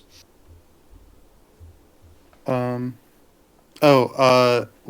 notable thing about this team, especially in comparison to the other finalist Hard Trick Room team, is that it has Protect on 5 Pokemon instead of Protect on 0 Pokemon like the other Hard Trick Room team in finals. Yeah. Well, And I would not call this a hard trick room team. This is more hard of like trick a room mode. This is Torkoal and DDO. It's a very hard Trick Room mode, but sure. It's actually, looking at the team some more, it's also probably not min speed armors as well. Probably, yeah. I kind of want to say it's bruise your opponent with Torkoal Trick Room and then clean up with your faster mode in the back. Yeah, sure. Type team. Yeah, okay, that's more reasonable. But yeah, still striking to see DD armors played so differently and equally successfully. If you think that second at any regional is comparable to second at a North American regional, of course. Right. Well, we won't hammer that point home too hard. I guess, yeah, looking over the rest of the teams that did well at this tournament, So we talked about Lucas' team earlier. Nails talked about his team. We talked about Wolf's team because Marcus used that. Carson, of course, used the same team as Tommy did, and Zach used the team that he did at OCIC to get top 16. And Justin also used the team that I think the exact same team that he used, or he, Yotam, and Toller used at Orlando, and Toller got I think top 4 or top 8 with. So and Tor was in honest, top 16 again here Yeah. as well. Yeah. So Sorry. not a ton of new stuff coming out, at least in the bottom half, at least outside of the top 2 teams. Not a ton of new stuff coming out of top 8. That's not entirely true, right? Like Wolf and Luca did innovate, and they just happened to have the team There's shown just off not stuff a that we few hours haven't earlier. talked about already. Yes. We've already covered it Yep. in the past. I guess one team that I think is really cool is Jonathan's team, which features double weather, and I think he tied. He missed out on top cut on opponent's resistance, so very easily could have finished up in the top 8. And this team is all over the place. So I'm curious what you guys think about it. I actually played him round 9 of day 2. Round 10 of day 2? Round 9 of day 1, excuse me. Oh, okay. I was like, Round 9 of day 1. there you go. There. It's like my matchup into him was kind of click the Flamingo button, so it actually wasn't too. I didn't get to see him use the weather too much, but I could definitely see when he was playing it, like how him being able to just cycle the weather kind of gives him the ability to just always have field conditions that he wants at any given time. Mm-hmm. And this just kind of really nice into a lot of other teams. I haven't looked at this team yet, but this team makes some interesting choices. Like the just Abomasnow seems to just be on there with the claim that it's a good Pokemon. It's not really. It's just like a fast Blizzard spammer, I suppose. And the only other health support on the team is Iron Bundle's defense stat, which probably does come up some, but like it's not even Blizzard Bundle. It's just vanilla bundle set. Maybe just fast Blizzard with talent support is good, and I think that's probably a reasonable claim. It has Talon Flutter or Talon Specs Flutter, which was pretty popular, and I thought it was very well positioned for the weekend. Just like Specs Flutter Mane popped up everywhere, and I can say that he probably has matchup on me. Just having double weather and two. Oh yeah. My team is pretty reliant on having weather control. So, I played him on stream round 13, and I pretty much can confirm that having to face double weather when you want to keep sun up as much as possible, very difficult to do. And I think if I had made some like better calls, or I got my 6% fissure on game 3, the game is like swung back into my favor. But you do have to make those calls, and I did not quite do that. I went into the tournament knowing that I had like a Talonflame T-Tar like weakness, especially because me and Jake did not really have the ability to afford Rotom enough special attack to guarantee KO on Talonflame with Thunderbolt. So that was definitely relevant in this matchup. I will say Abomasnow was surprisingly pressuring. Like, it just did damage, like what Nick was saying. And I think on this team where it really is just like it's a fast Blizzard spammer that's immune to Sleep Powder or Spore, it is like fairly good. I think the Abomasnow here, like the main point of Abomasnow is like you want to set up Tailwind and you want to kill things with your Great Tusk, but Great Tusk really can't do anything about flying types in particular, and Abomasnow with Terra Electric resists the flying types and then does a buttload of damage back with Blizzard. It's that ice ground coverage that you can kind of like, we always talk about how that's like basically perfect coverage. You're hitting everything neutrally except for like, I guess Rotom Wash, but like I had to use Rotom Wash in that matchup, but Rotom isn't really generating offense on its own. Like I have to make good calls and like take the trades, but my other mon is like getting the crap beating out of them. So like, yeah, it was pretty bad.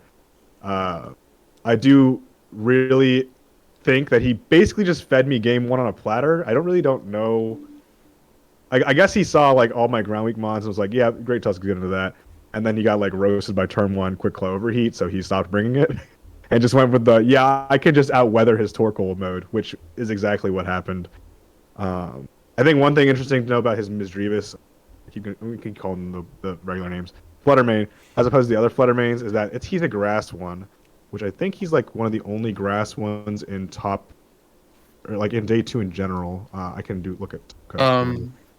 He was the only grass Fluttermane. And that was definitely an interesting choice. He does have Energy Ball, and I'm not really sure what his logic is behind that, but maybe because he has a Tyranitar, he doesn't feel the need to have Power Gem. So, yeah. I guess it's also better into Palafin, now that I think about it. So, yeah, maybe that was, like, good there. But I don't know. Maybe you don't need Palafin hate if you have, like, a Hail-boosted bundle, a Abomasnow. I don't know. So it seems like he's over-adjusting. Go ahead. Wolf was Grass Fluttermane Was he? on his parish team, not on this team. Oh, okay. I was like, not on this team, right? And so he didn't even have one. It wasn't that. It's like it's not so out there. It does exist. Yeah. And I do think that, like, if you look at this team, with the exception of with the exception of the 2 ice types, you are pretty weak to Palafin. And so I do kind of appreciate the ability to Terra Grass and Oko with Energy Ball. That is a pretty cool interaction. And similarly, Amoonguss is something that you just get to ignore now, and that could be very valuable as well. I don't think Amoonguss is as much of a problem when you have Talonflame, Abomasnow, Iron Bundle, but, Rage Powder is still annoying at times, and I don't know, Vivillon is picking up, right? There was a Vivillon Cerulege team that maybe you want to just kind of bop. I don't know. I kind of see the point of Terra Grass, even if it feels weird on this team because of the Abomasnow and Iron Bundle. Yeah, probably just to hit through Amoonguss. If you're locking into moves, having the ability to actually target them where you need to can be important. So, yeah. Not going to pick on that much. But yeah, that would have been a really cool team to see have made top cut. Trying to see if there's any other teams that are really interesting.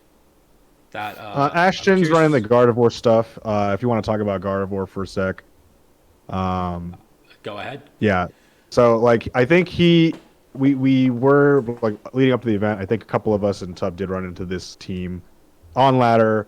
We weren't really sure what the Gardevoir was doing, but the way we saw it, I guess, afterwards is that Trace is kind of an interesting ability in this series, since you can't actually trace the Paradox abilities. They are just like, you cannot take those.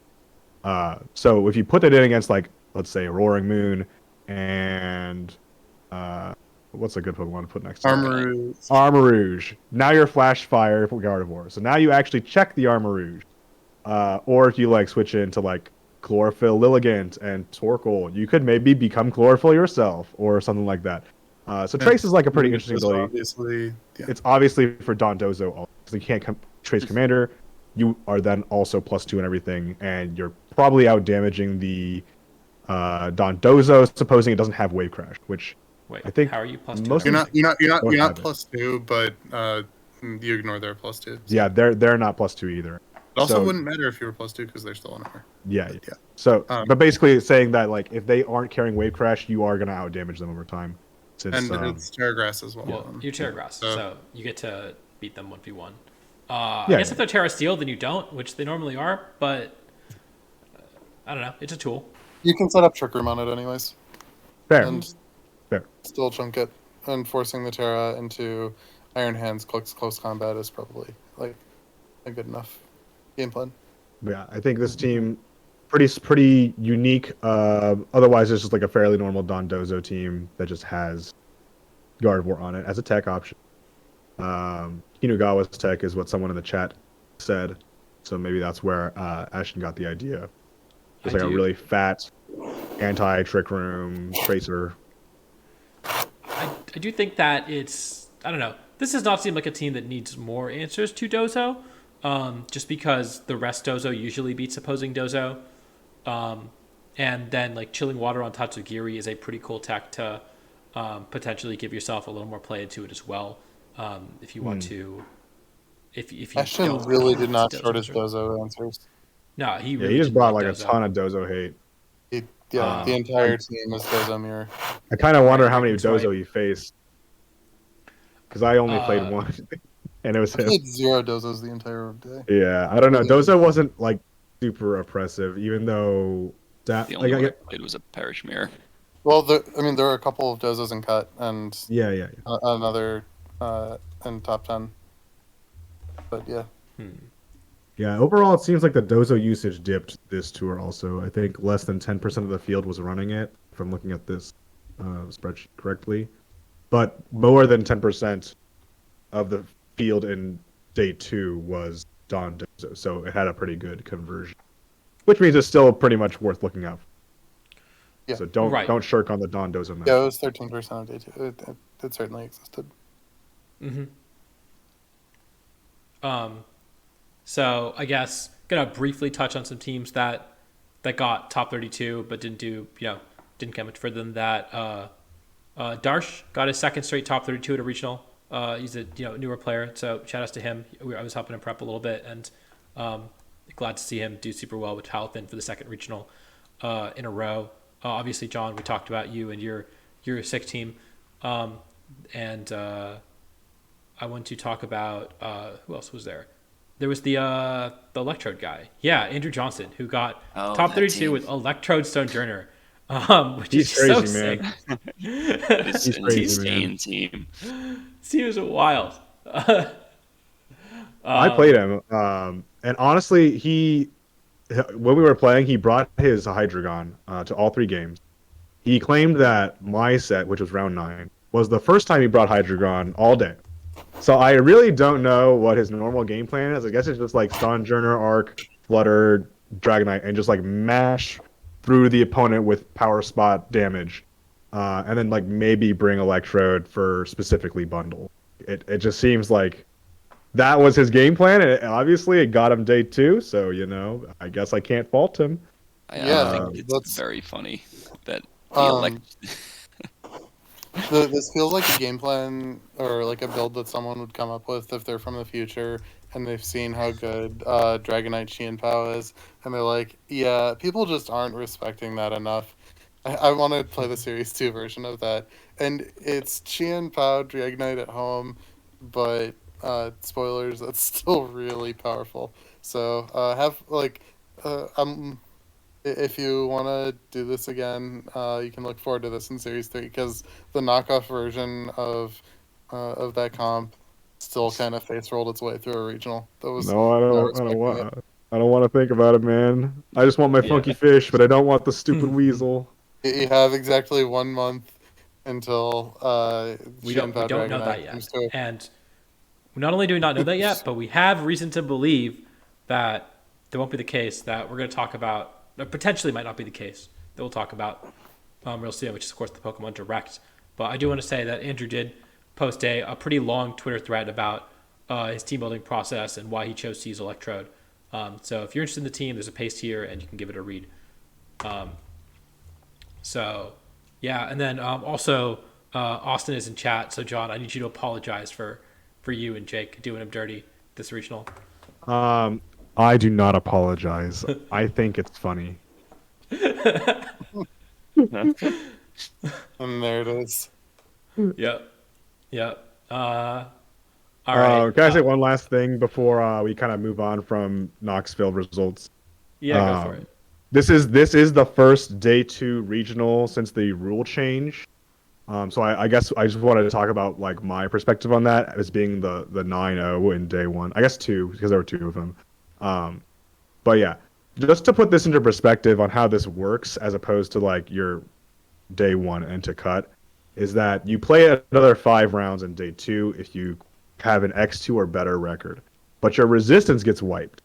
Basically what that means is that as the 9-0 going into that tour, I'm allowed to go 1-4 and almost make top 16, which is crazy because every other person who has 1 and 4 got like top 64. So I think going forward, and we've had like talks about this internally also, but going forward, if your goal is to place high or cut, you really should just win the last 2 rounds of your first day and just like try to ride that. If I had played any better or pulled better matchups or whoever or whatever, you know, it passes the past. I can't change that. But if I had done a little better, I probably could have just cut with 2 wins, which is crazy now that I think about it. Because like looking at, let's say Ashton, for example, who's 14th seed, if you were doing like his placement, he went like 4-1 in day 2, and he had to work so much harder for that. I did not. So having the 9-0 is just like crazy broken. I had to go 5-0. I would not have bubbled into cut. And after winning my first 4, going into round 5, and just knowing that I had to win, there was like a lot of pressure. And if I was if I'd won in day 1 instead of in day 2, like John, I would have been pretty comfortable. And so it's a different path. And I also had a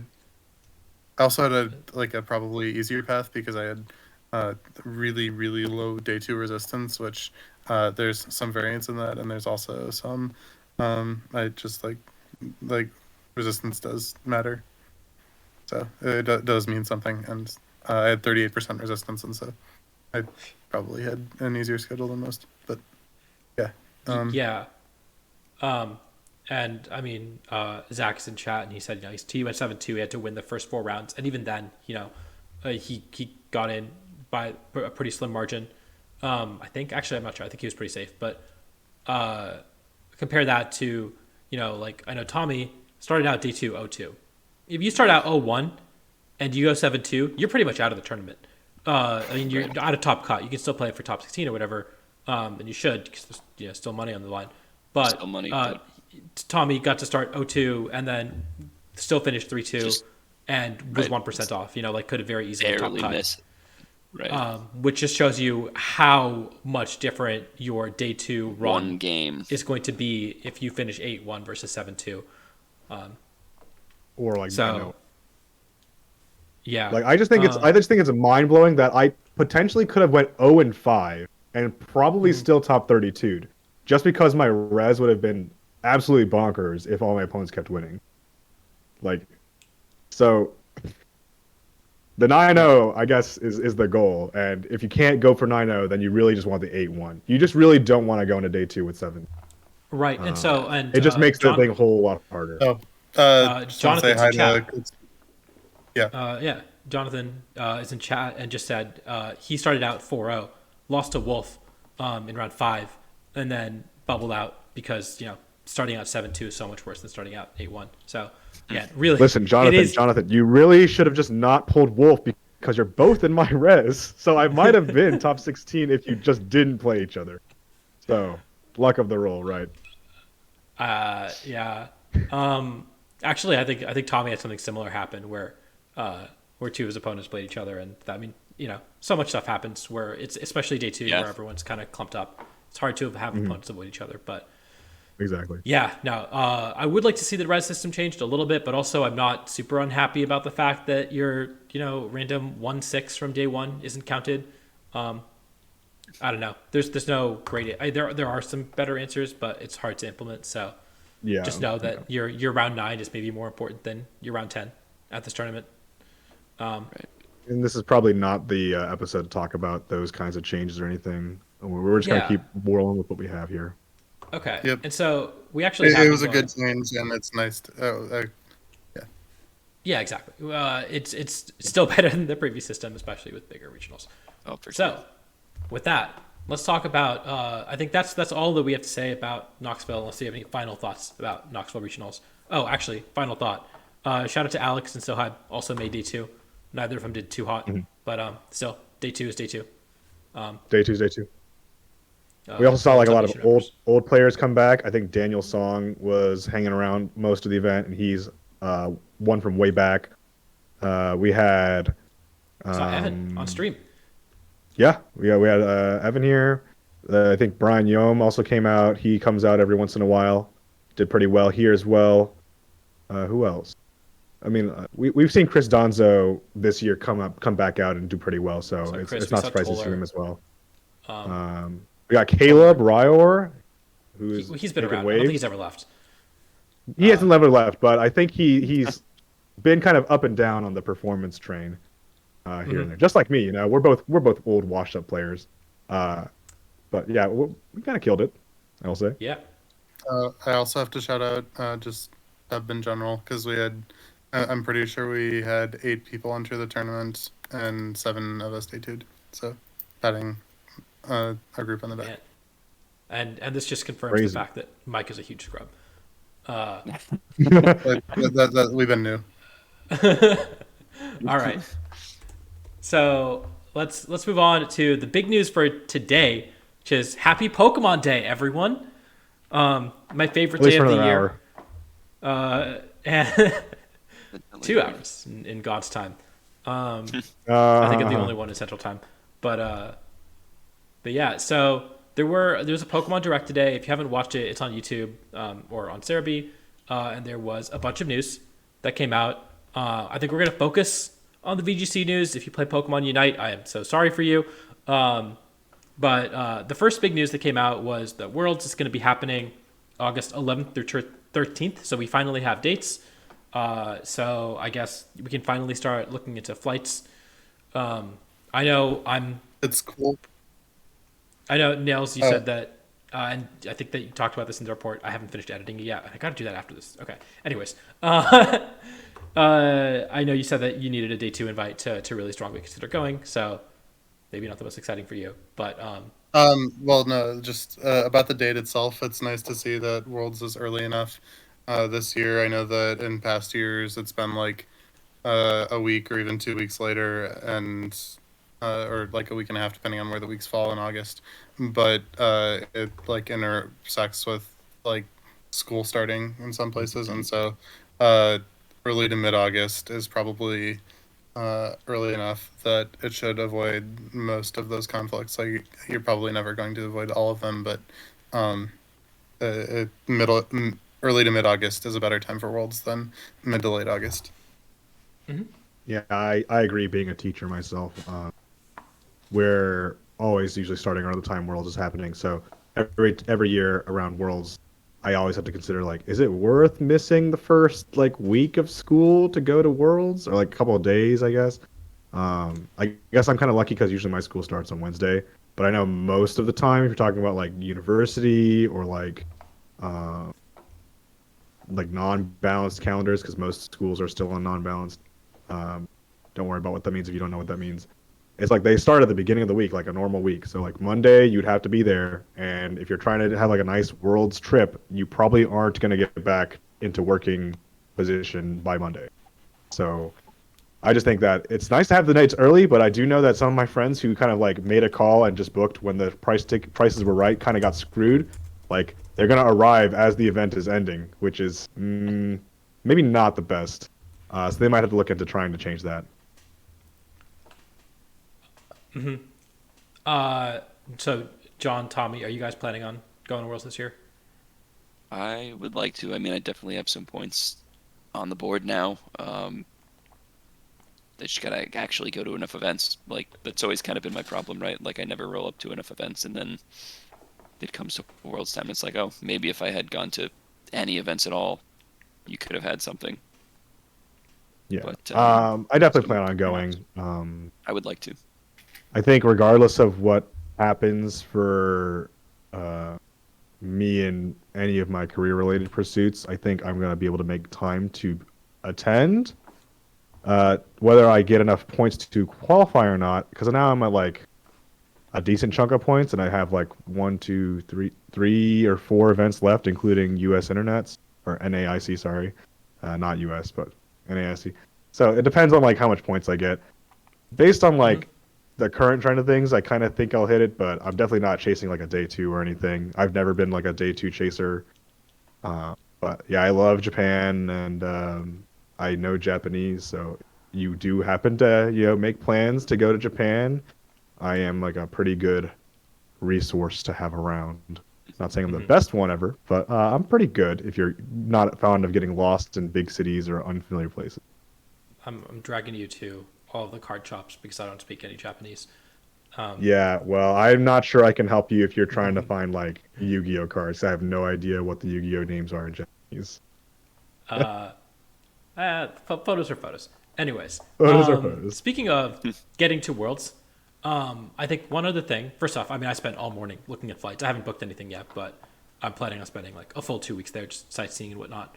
Really making full use of this opportunity to go to Japan, a place I've never been to, but always wanted to go to. But yeah, speaking of, one of the other things that came out from this most recent update is that now you can host live competitions. And so I think that someone has a list of live competitions online. I'm not sure who. I know, like, Pokebros is posting tournaments. I just go to VGC Pace because they have everything. But yeah, you can see live competitions now exist on Sword and Shield. And I believe that means that probably online competitions, ICs, should come back. Probably. These have always been not only a way for players to earn championship points online, but also a way for Japan to narrow down the set of qualifiers for Japan Nationals. So it's really important for them as well to have this. And so I'm hopeful, it haven't been announced yet, and we'll talk about it more when it is announced. Hopeful that this means that we're going to have the ICs come back, and hopefully you can get 10, 20 CP from those over the course of a year, if not, or over the course of a weekend. Or 50 if you win it. True. Just win. It's that easy. I've done that before. And it was one of the tours that Japan was using to qualify for, and I'm like, Japan Nats is just such an experience that I actually low-key would have like thought kind of hard about going to Japan Nats to play in it, since it's like really hard to qualify for. But I mean, they don't let non-Japanese residents play in it. You do need to have a residence in Japan to go. Yeah. And so I get 50 championship wins instead for that tour. But yeah, Japan Nats is a riot, but we're not talking about Japan Nats, so I'm gonna stop flexing needlessly. But that's a lie, by the way. I'm not going to stop flexing. But anyways, I know that Gavin got his free trip to Australia because he won an IC last year. That was the same weekend as Indianapolis Regionals, which is the only reason he won because I wasn't playing in it. As always. Yeah. But like, that's 2018 Rajan. Sorry, I was responding to the chat. Yeah, gotcha. So yeah, no, those points really do matter. They do add up, and I mean, especially when you're in the travel award race or when you're in the day 2 race, every point really counts. So yeah, definitely looking forward to those being announced. I'm fairly confident they will be announced. I can't say for certain, but when you're planning out your season, when you're looking for your Worlds invite, the numbers you're looking for is, because at least in North America, it's a 300-point bar for Masters in North America. And if you're looking at NAIC, hopefully, if we don't have space limitations, we should hit 800, which means we'll get top 256 CP, which is 80 CP. So you really want to hit that 220 number, and then 200, if not that, because that's top 128. And then one step lower than that, which probably requires you to make day 2, is going to be top 64, which is 130 championship points. And so those are kind of the numbers you're looking for. And if you're getting close to that, getting that 510 CP from these internets is going to be, or from these not internets, from ICs, is going to be really, really important. So every point counts. So that's one of the other things that happened in this Pokemon update / Pokemon Day Direct. Again, I do have the live tournament sheet on screen right now, so you can see all the live tournaments if that's how you want to play instead of playing in Limitless Tours or whatever. What else happened in the Direct? Oh, we got some Pokemon announcements. Yeah, that's the big news. I forgot. Casual. I think you mean Pokemon Sleep. I can track my sleep and have new Pokemon sleep with me. All right, let's talk about the new mons. We got Walking Wake and Iron Leaves. Nick, you were excited about Walking Wake. You want to talk about it? Yeah, so that guy's broken on Sun. He's so It lets you broken. run water type coverage to hit fire types. Arcanine tends to be a pretty strong counter to whatever Sun is up to, just because it gets to cut a weakness. And it usually has some counterplay built into the team for ground moves. And then Walking Wake just shows up and says, actually, you don't get to wall my fire moves with your fire type because my water type move doesn't get its damage cut.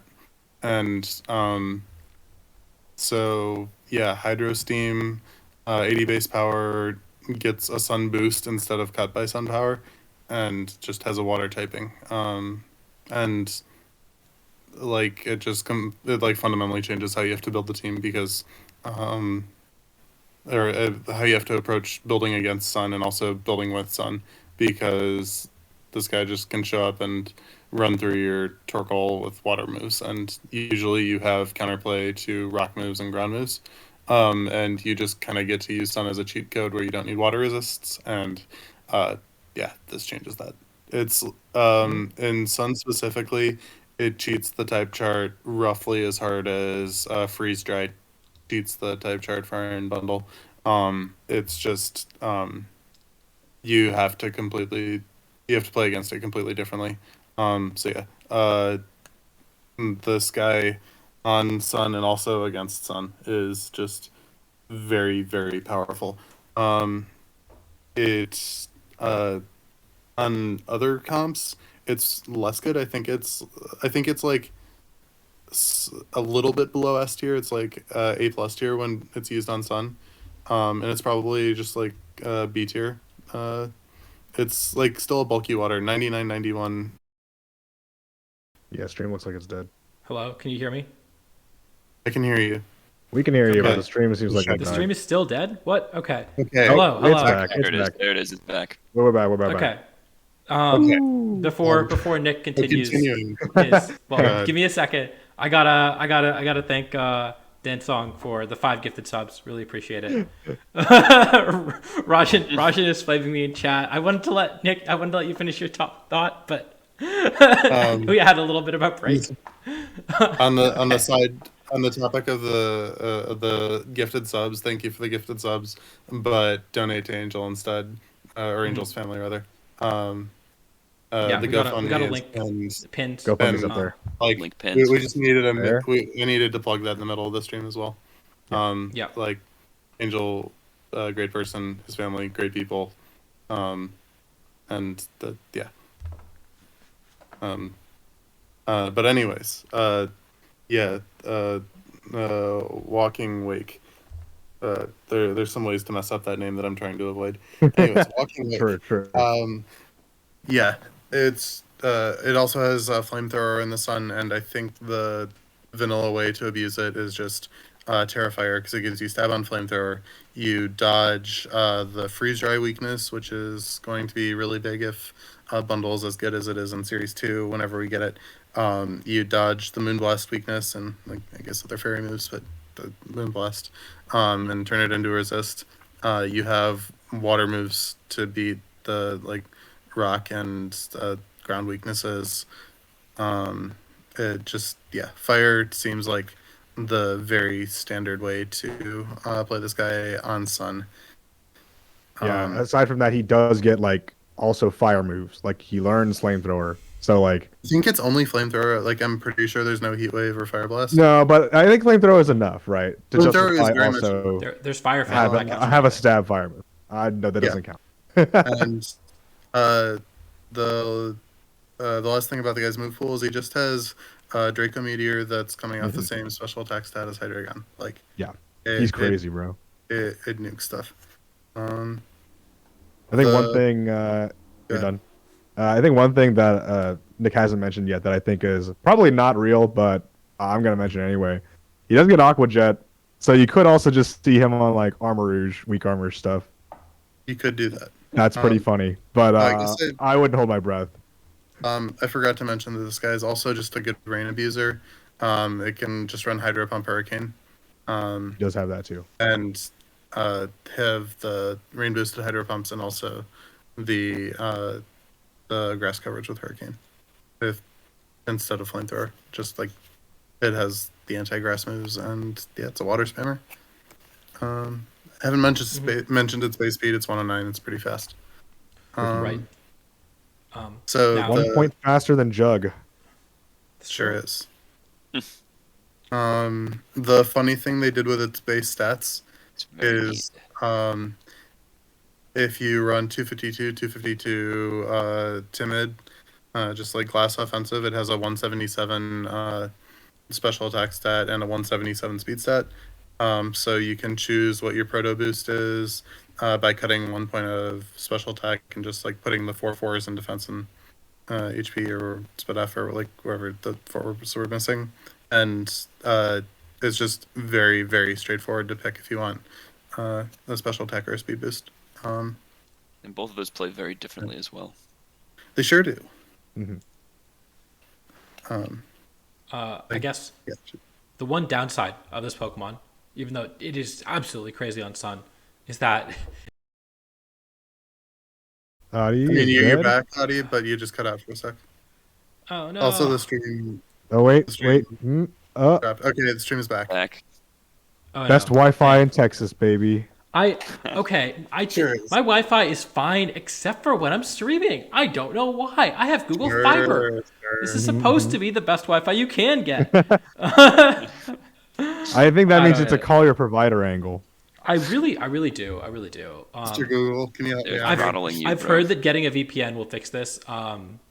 And if any VPN companies want to sponsor the stream, hey, feel free to reach out. But we'd really appreciate it. I could certainly use one. But I just don't know where to go. Where would I go? Anyways, I think that everyone heard most of what you guys had to say. I hope we didn't miss out on too much. Yeah. They can check the VOD later. The VOD won't have it. It's if it's my internet dying, but I heard everything you guys Oh. said. So I don't know. That's true, I suppose. Should have been recording. Anyways, I think that. What was I gonna say? Oh yeah, it's really weak to Iron Bundle. That's a really rough spot to be in. It has the Terra into it, and it's weak to Fluttermane as well. I forget what its Spadef stat is. Yeah, Spadef stat is not very high, so I think it probably dies to okay. Moonblast unless you're like AV, which you could be. It does Yeah, have. it seems like an AV mon, but I feel like you also want to just like be booster or offensive. If it's on Sun, you don't need booster at all, right? But if you're any other team comp, you probably need to supplement it with. It doesn't get much in the way of utility moves, and this is actually kind of something that I'm bothered by a lot of the Paradox mons. Is they just deal damage. They don't miss don't support. really do much utility wise. Or their Scream Tail, so they're all support and no damage.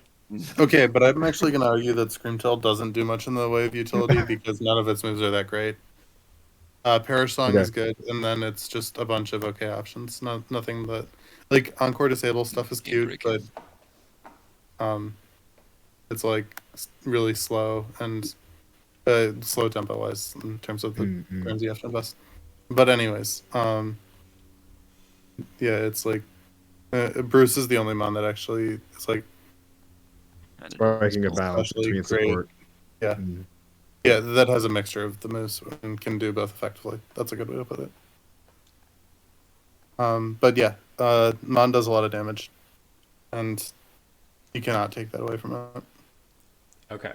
And I think there are it's other good. Paradox Pokemon that fit that description, but I'm not gonna elaborate on that too much. Go ahead. Like yeah, basically yeah, the Mon is cracked on Sun, and then it's like relatively, not extremely, but moderately bulky water. It's pretty bulky. Have a tame elsewhere. For other teams, and like it'll probably get some play on just like standard fire water grass comps, but like yeah, it shines on Sun and it will do unfair things. Yeah. Enough about its viability. Let's talk about how it looks. This is what This the people mon is came dope. for. This one's sick. Dude, it is a dinosaur. It's Dinosaur Suicune, bro. It does look pretty cool. Nobody asked for it, but we all wanted it. Yeah, no, was not expecting this at all, but yeah, just Velociraptor Suicune, it's badass. It was hard. I mean, Well, I thought the Like- Suicune lore was that it was a Vaporeon, but now it's just a dinosaur. that's Well, true. okay. I mean, he's not actually like they're fake, but um, according to the lore, but we want him to be real. Mhm. Like the third legendary has a sick ass imagination. Because yeah, Is that the lore? Is Um, that what happens? I've played the story, I swear. I I thought they came back from the think past. I think the lore is that they're figments of somebody's imagination. Really? yes. Okay.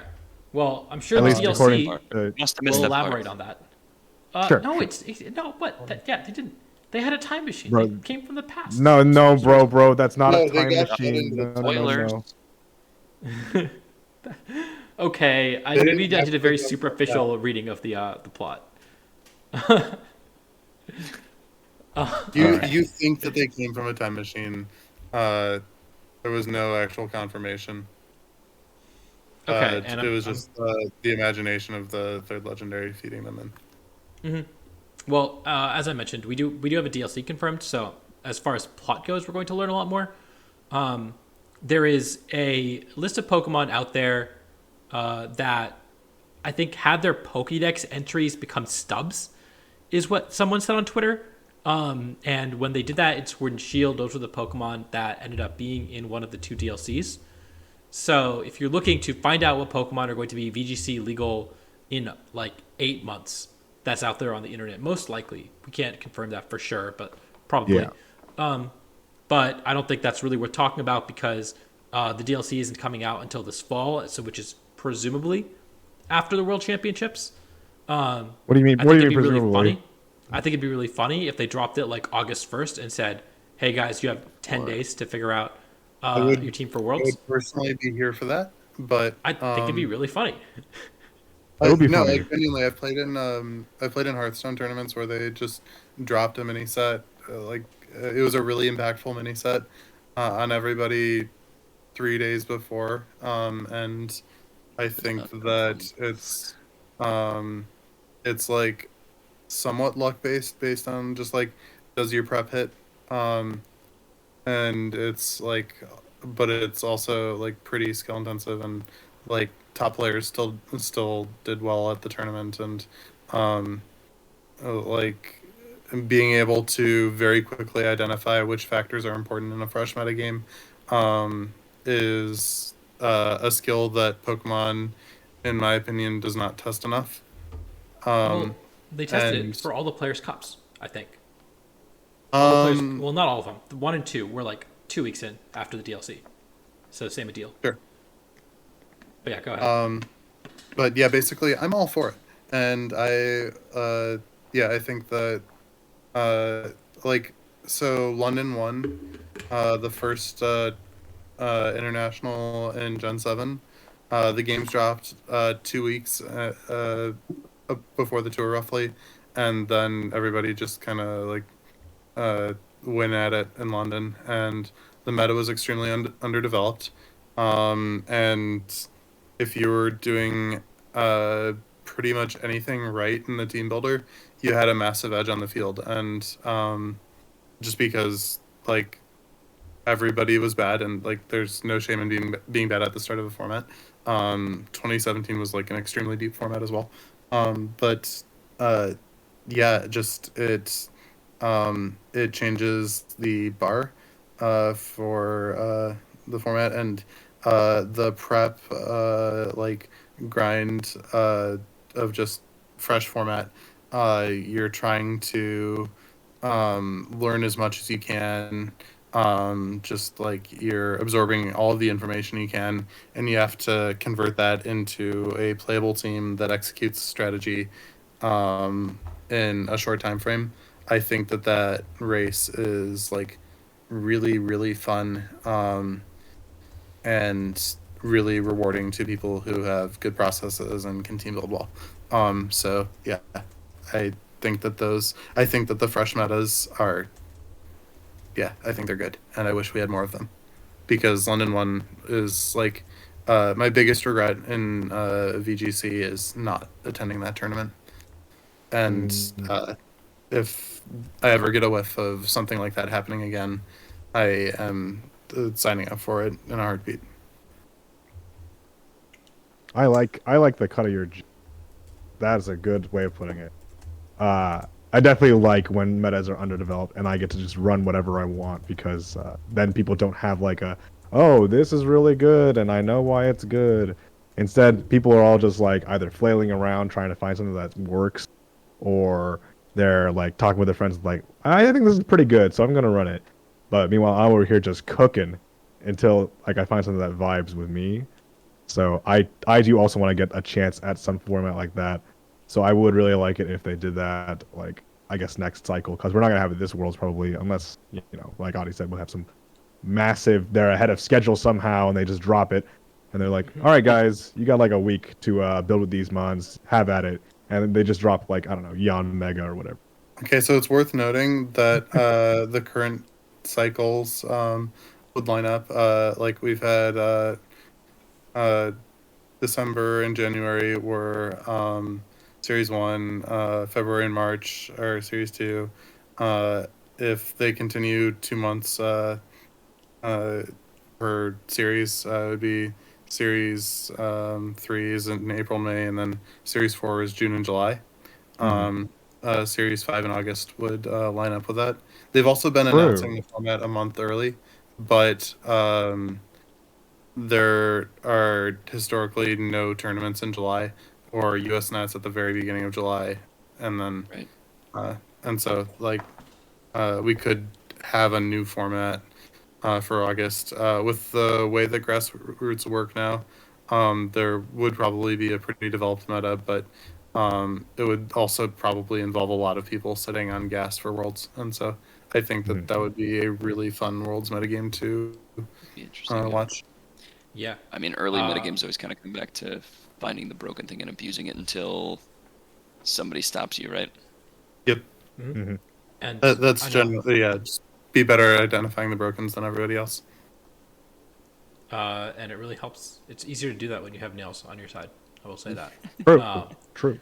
But Players Cup 1 was a really fun experience. And Players Cup 2, even though I didn't do as well, actually, I know Tommy and Nails did really well there, but that was also a fun experience as well, where it was 2 weeks in. Charlotte 2018 was similar, where they dropped Intimidate Incineroar out of nowhere, and the metagame just shifted. That was the first time Intimidate Incineroar was legal, and so that was another fun experience that I had. Messed up my entire prep, and we had like I think 9 or 10 days to prepare for a brand new format. So I'm a big fan of that. It does sound like it probably will be after Worlds, but it's not confirmed. And like Nick said, it's not unreasonable for Series 5 to be something different and Worlds to be in Series 5. I just don't know how connected the like I feel like VGC as a whole isn't like super or VGC as a whole isn't really a consideration for the broader Pokemon company when it comes to these bigger decisions for games. I feel like the World Championships is a big enough decision, but they also could very reasonably say, hey, we want people to buy the DLC. We want people to see all these cool Pokemon that we just introduced. We should put the DLC make on the world stage and force people to use these Pokemon. Yes. That's like a very reasonable marketing decision. This is something a lot of other game companies do. Showing off your new products on the world stage. Like I hadn't considered it from this angle, but actually this would just be extremely reasonable to have world championships on a fresh patch. And like after considering it through this lens, I think it is like pretty likely that we do get DLC dropped pre-worlds. We don't know. We'll find out eventually. It's very much not confirmed. This is just speculation, and other people would probably disagree with this point based on how Pokemon has done stuff in the past. But I think that from a marketing perspective, it makes too much sense to not do it if that's what they're trying to go for. I've been saying that was what's going to happen from the time the generation released. But fall, like Kunal keeps roasting me for, fall does imply that it comes out a little later than August. So we'll see. We don't know. But I guess I also there are two legendaries that were announced that I don't really want to talk about because they aren't necessarily VGC legal yet. And again, we'll talk about them when we have more info.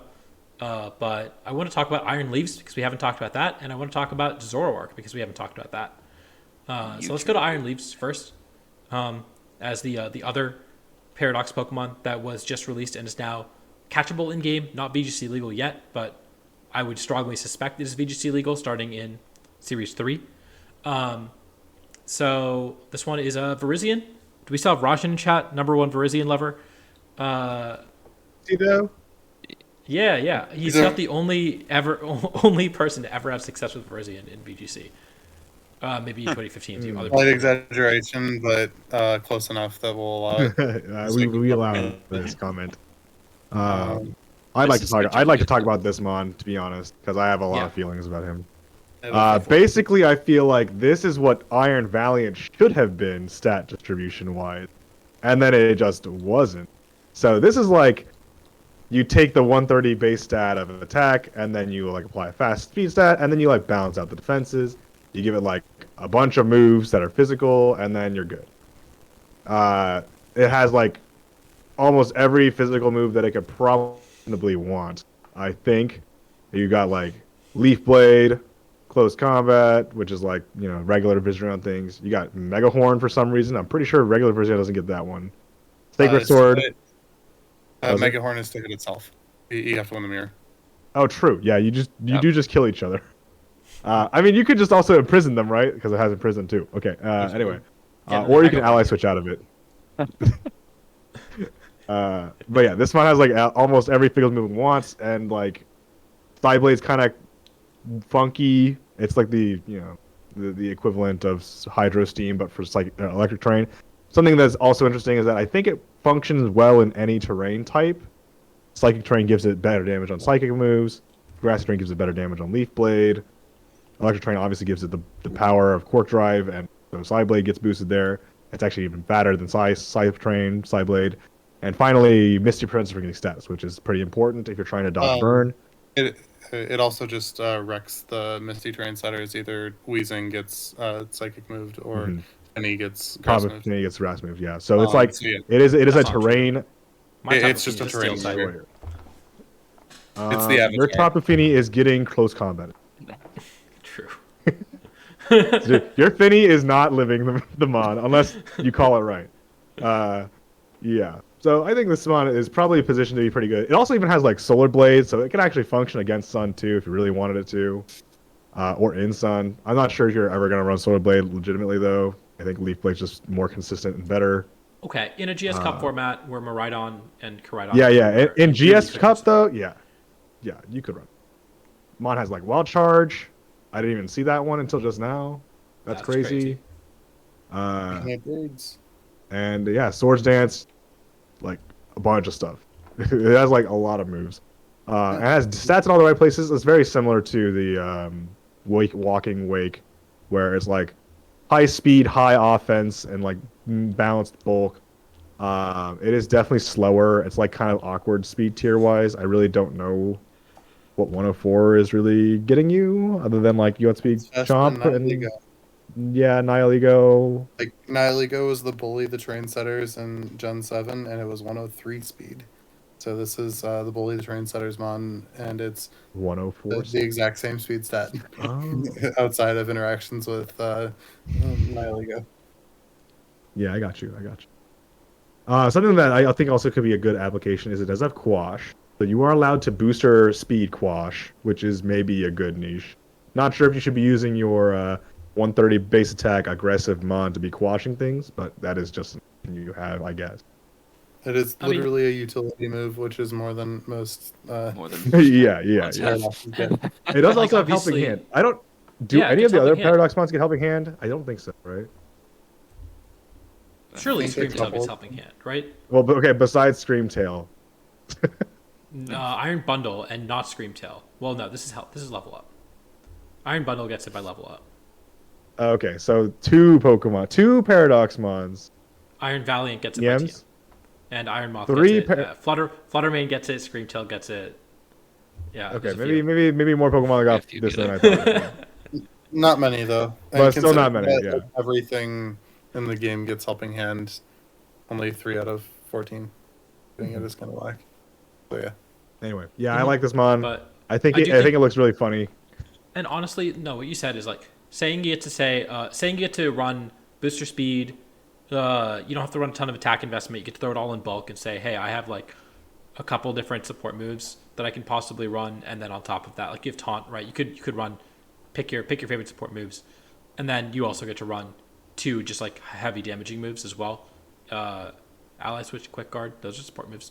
Um, yeah, you get to run your favorite attack moves, and you get to. That probably has a niche. That'll probably find some use somewhere.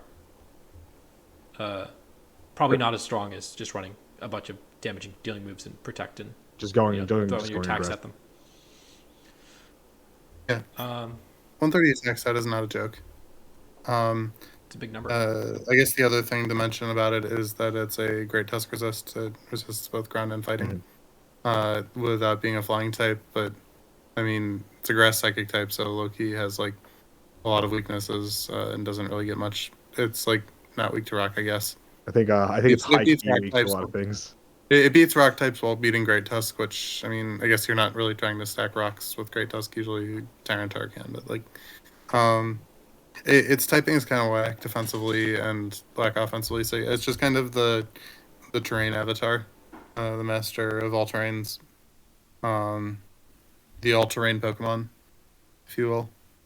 Um, All terrain for Izion. we can workshop that one, but yeah, it's like it's like kind of mid. It's got some strengths. It's pretty specially bulky and it's not like frail physically. It's I mean it's 590 BST. Like Yeah. it's hard to short it too much, and it's got a 70 special attack set, so it's not wasting too many points. Like it's got a lot of stats. They're distributed all right. It's got some moves. Its typing is kind of mid though, so it's hard for it to. Again, I'm just gonna say it's kind of like I feel like what Iron Valiant was trying to be and then just wasn't. On Okay, like a Iron worse Valiant defensive is typing. Iron Valiant is just designed to be a singles one. Like if you're trying I to play it in suppose that's doubles, true. I suppose that's true. like that's barking up the wrong tree. It's like trying to play Clodsire in doubles. Like you're the mon is not designed to do this. Sorry, It's Pengy. designed to trade 1v1. Specifically, it's designed to sweep 1v1 with like. I no suppose. velocity Yeah, I sweep suppose that's true. Less to worry about the bad bulk if you just are one Pokemon versus one Pokemon. Shout out to Colin Higher. If you don't take the damage, it doesn't matter how much damage they can deal if they can't deal it. You can't deal any True. better. True. All right. Any final thoughts on Iron Leaves, or can we move on? We are almost done. We have been running a little late, so sorry about that. I guess we had a lot. This was a big weekend. Had a lot to talk about. But I'm gonna run through a couple other things that changed with the update. I believe I haven't confirmed this, but I believe this was the update that gave us the Dendozo nerf. So Yes, sorry, Dozo it. players, your mom now sucks. It's unusable. Please don't use it. I don't think it's that bad, actually. No, It's going to be a little bit worse. It's not going to be that much It's worse. not going to make it unviable. You don't get We you don't have- get to talk, Tommy. You sold your soul to it. It's gonna make you lose like 1 to 2% more games, which you'll feel it. Like over the course of the tournament, you'll lose 0 to 1 more games. Right. Closer to 1 than 0, but not that much closer. So that I think we talked about that when that got announced. So we won't rehash it too much.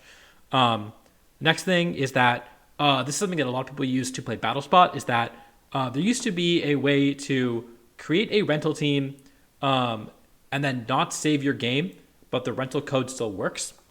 And so you could use all your Terra shards to create this rental code to change your Pokemon to fit the rental code, upload the rental code, and then reset so that you still keep your Terra shards, but the rental code still works, and you can use it in online competitions and whatnot.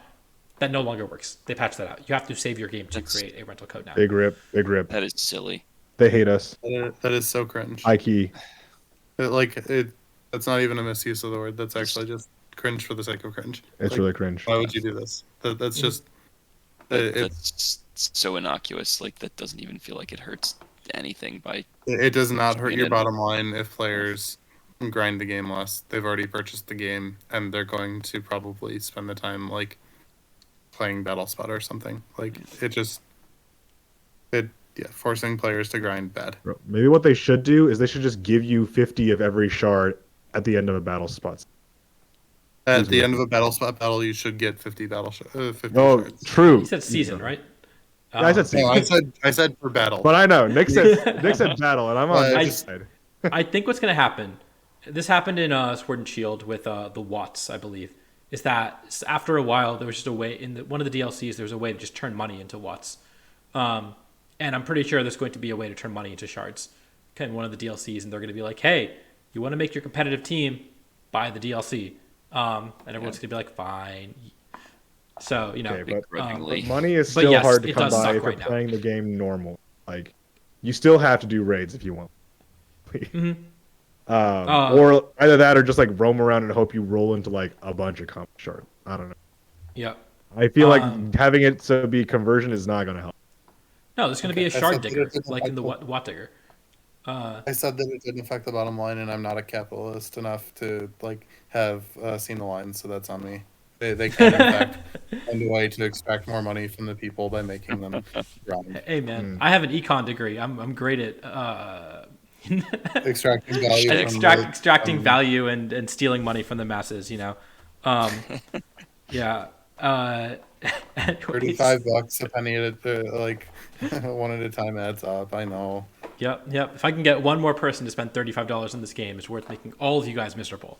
So, anyways, another thing that isn't a quality of life depreciation, not super surprising, is that they did patch out the item dupe glitch that a lot of people were using, so you can no longer get infinite ability capsules or whatever you want to clone or terra shards. So that's a little annoying. I know that, like for Nails and I, the day before regional, we were both stuck saying we made a change to our terra type and had to get a friend who had the ability to duplicate items to change the terra type on one of our Pokemon because we did not have the requisite terra shards.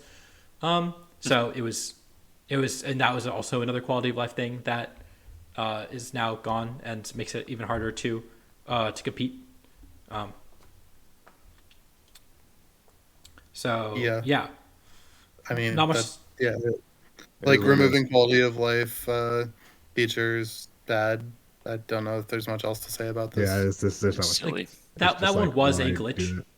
right? That one was Yeah. actually a glitch, so I'm not too surprised it got patched out, but it does kind of suck. Yeah.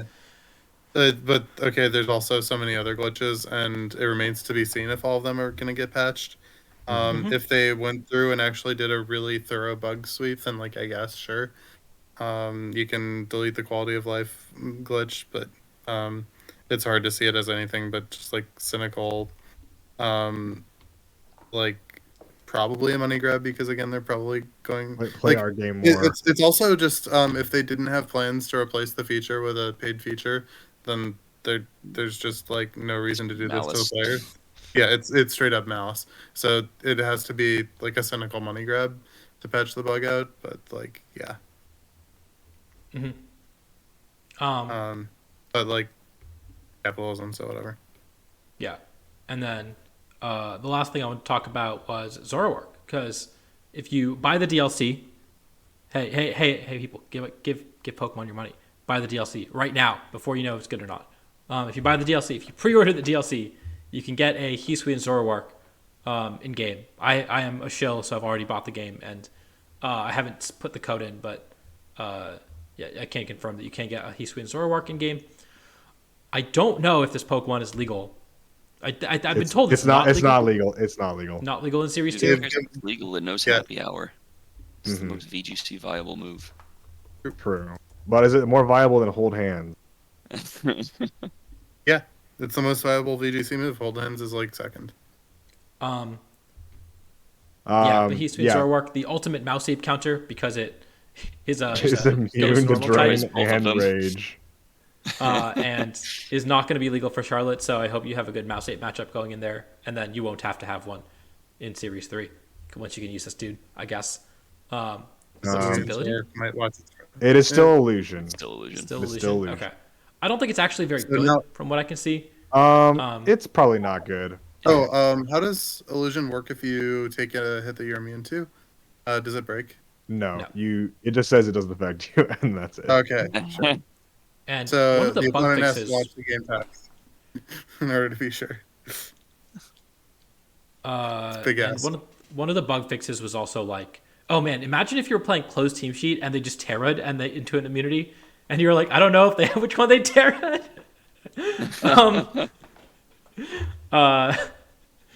Okay, what was I saying? Oh yeah, I don't know. Actually, I know. that, I think if they Terra, the illusion goes away. Is that how it works? I don't know though. I have it no probably idea. works that way because if they That's don't work that's how that I did way, with Dynamax. I'm pretty sure if you Dynamax, then your illusion went away. right? But if you can not lose the illusion and Terra, like you're getting a lot of people calling team sheet errors for no reason. I don't know. If they see a Zoroark on your team, they kind of know what's up. Yeah, I don't know, man. But what if it is I a know team sheet that- error? At some point in the past, there was an information leak where the status menu just showed if it was a Zoroark or not. No. I think that was one of the bug fixes that they had. Yeah, I think that, and yeah, I think that got fixed. So, Um, I'm that looking one's at this cool. mon. It's got no defenses and 100, 125, 110 as far as attacking stats. So like, I it's don't know. kind of Iron Valiant vibes where it's got speed in both attacks instead of having one attack and having like bulk. Singles mon. I just don't think that glass cannons are very good in VGC. They It's- have to be very, very good to be good. This has good defensive typing, so maybe it's viable, but I think it's fringe at best. And Does it get Shadow Sneak? it does not. I'm get thinking Shadow about It how does. it matches up. It does. I think It does get Shadow Sneak. level So 12. if you can get it in on a Shadow Ball, Okay, sure, mess sure, up with Waterman. sure. Or if you can prank your opponent into shadow balling your, this is an Arcanine for sure, guys. And Yeah, the Arcanine that didn't intimidate them. Yep, that's the one. Yep, you know the one. Yeah, it's Okay, fine, justified. it's an Armor Rouge. Okay, Okay, that's Armor fine. Rouge is a one you'd have to respect. And Yeah. so making them go for that 50-50 on turn one, where sometimes it's going to trick them and sometimes it's going to like shadow sneak you or a kill. That can probably like make people do some funny Yeah. stuff. I mean, this one probably surely has some application, but it's definitely not going to be like yeah, no, it's not. a It's topping the It's charts not going to be Pokemon. overwhelming. It The- is It's not. a me fast trying Icy to- Wind user. That's pretty cool. It's got Icy Yeah. Winds. It's not fast. This thing is like half the speed of 110. Iron Bundle. 110 is 110 is 110. All right. Okay, it's half the speed of Booster Bundle. Yeah. But you know what else it does that Something Booster Bundle I'm can't talking do? about, It like, can 60. wow thing. Wow. Wow. Wow. Only 70% of the time. Booster Bundle wows me 85% of the time. Yeah, it's a mon. I don't know. Anyways, I just found out that it wasn't VGC legal, so we don't have to talk about it too much. I suspect it will be an afterthought in Series 3, especially with the... okay, again, we don't know what Series 3 is going to be. Maybe there won't be Rune Mons, Calamity Mons in Series 3. In fact, Give me they the said funky that fish.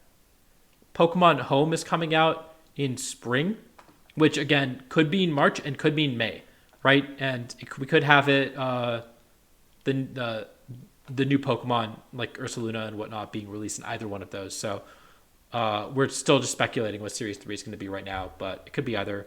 But I don't think this Pokemon. Let's drop home, in my opinion. What's up? Oh yeah, no, I think that it makes the most sense if they just drop home for Series 3, and that's the EUIC meta, and we have Ursaluna and Friends. And then, April and May are that meta, and then June for NAIC and like a couple of regionals is the first taste of the Rune Mons. Like, that would be a pretty sensible season progression.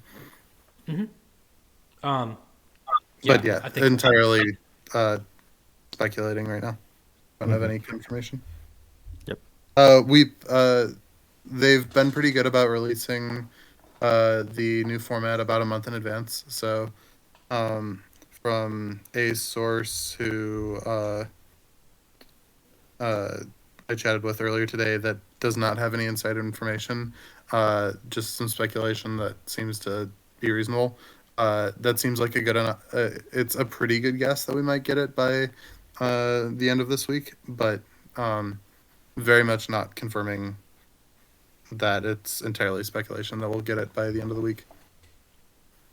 They said Pokemon Go can connect to the games now, right? I think that's what they said in the direct. Yes, you can connect That sounds Pokemon good. Go, and you can unlock different Vivian forms, and also get the Yeah. roaming form of Gimmighoul. Not that it changes either of those mons, like stat wise, but Probably, yeah. they can look different. Just aesthetics. Does Pokemon Go? I don't play Pokemon Go. Can you get any of the interesting Pokemon that you couldn't otherwise get in the game, like Overquill or something? I don't think No, they I are think in those the are all beta. Pokemon Home. Okay. Yeah. So yeah, you can get your Pokemon Go mons now. You can get some cool ribbons. I think maybe. I don't know. Probably, Um, probably. Anyways, that's I mean, there's yeah you can watch the Pokemon Direct to see more. You can see here there's a Pokemon Netflix show that I wasn't super into, but maybe it's for you. Stop motion. If you like it, then cool. I'm Yeah. probably not gonna watch it because I don't have Netflix, and that's pretty much it. Pokemon Sleep. If you need a new alarm, if you're in the market for a new alarm clock, you can get that. I don't know. There's just a bunch of stuff that came out, but I don't think we super want to talk about it because we're already running late And we have all the VGC content covered pretty much. and yeah, we're VGC players. So So yeah, any final words about the Pokemon Direct? Anything else you guys want to talk about that we might have missed? Need to plug my tweet of Pokemon Sleep challenges the players to get a full night of sleep, and so it is the most challenging game ever released in the Pokemon franchise. true. I don't actually want to play it because I'm afraid I'll get destroyed. Yeah, I will get so owned by a Pikachu telling me that I need to get more sleep turns. True. And like if an Amoonguss shows up and tells me to go to sleep, I'm just gonna get scared. I've been on the wrong side of this one before. Yeah. All right. Well, I guess on that note, I do want to plug the fundraiser for Angel one more time. We talked about it at the beginning of the stream, but we'd really like it if people could help out Angel's family. It would really mean a lot to all of us. And yeah, I think that's pretty much gonna do it from us. Do you guys have any final words you wanted to give? Miss Angel. We all do. Yeah. Yeah. That's like the only appropriate final words for this week. Yeah, I'll say that's like it's been a pretty roller coastery weekend, all things said so far, and it's definitely like a whole mix of emotions that I haven't even fully processed. But still love this game. Still love the people I know from the game. Just make sure you treat everyone who you interact with the most kindness and respect you can give them. And that's pretty much all I got to say on that one. But yeah. Very Evergreen bittersweet. advice. Hug your friends next time you see them. Mm-hmm.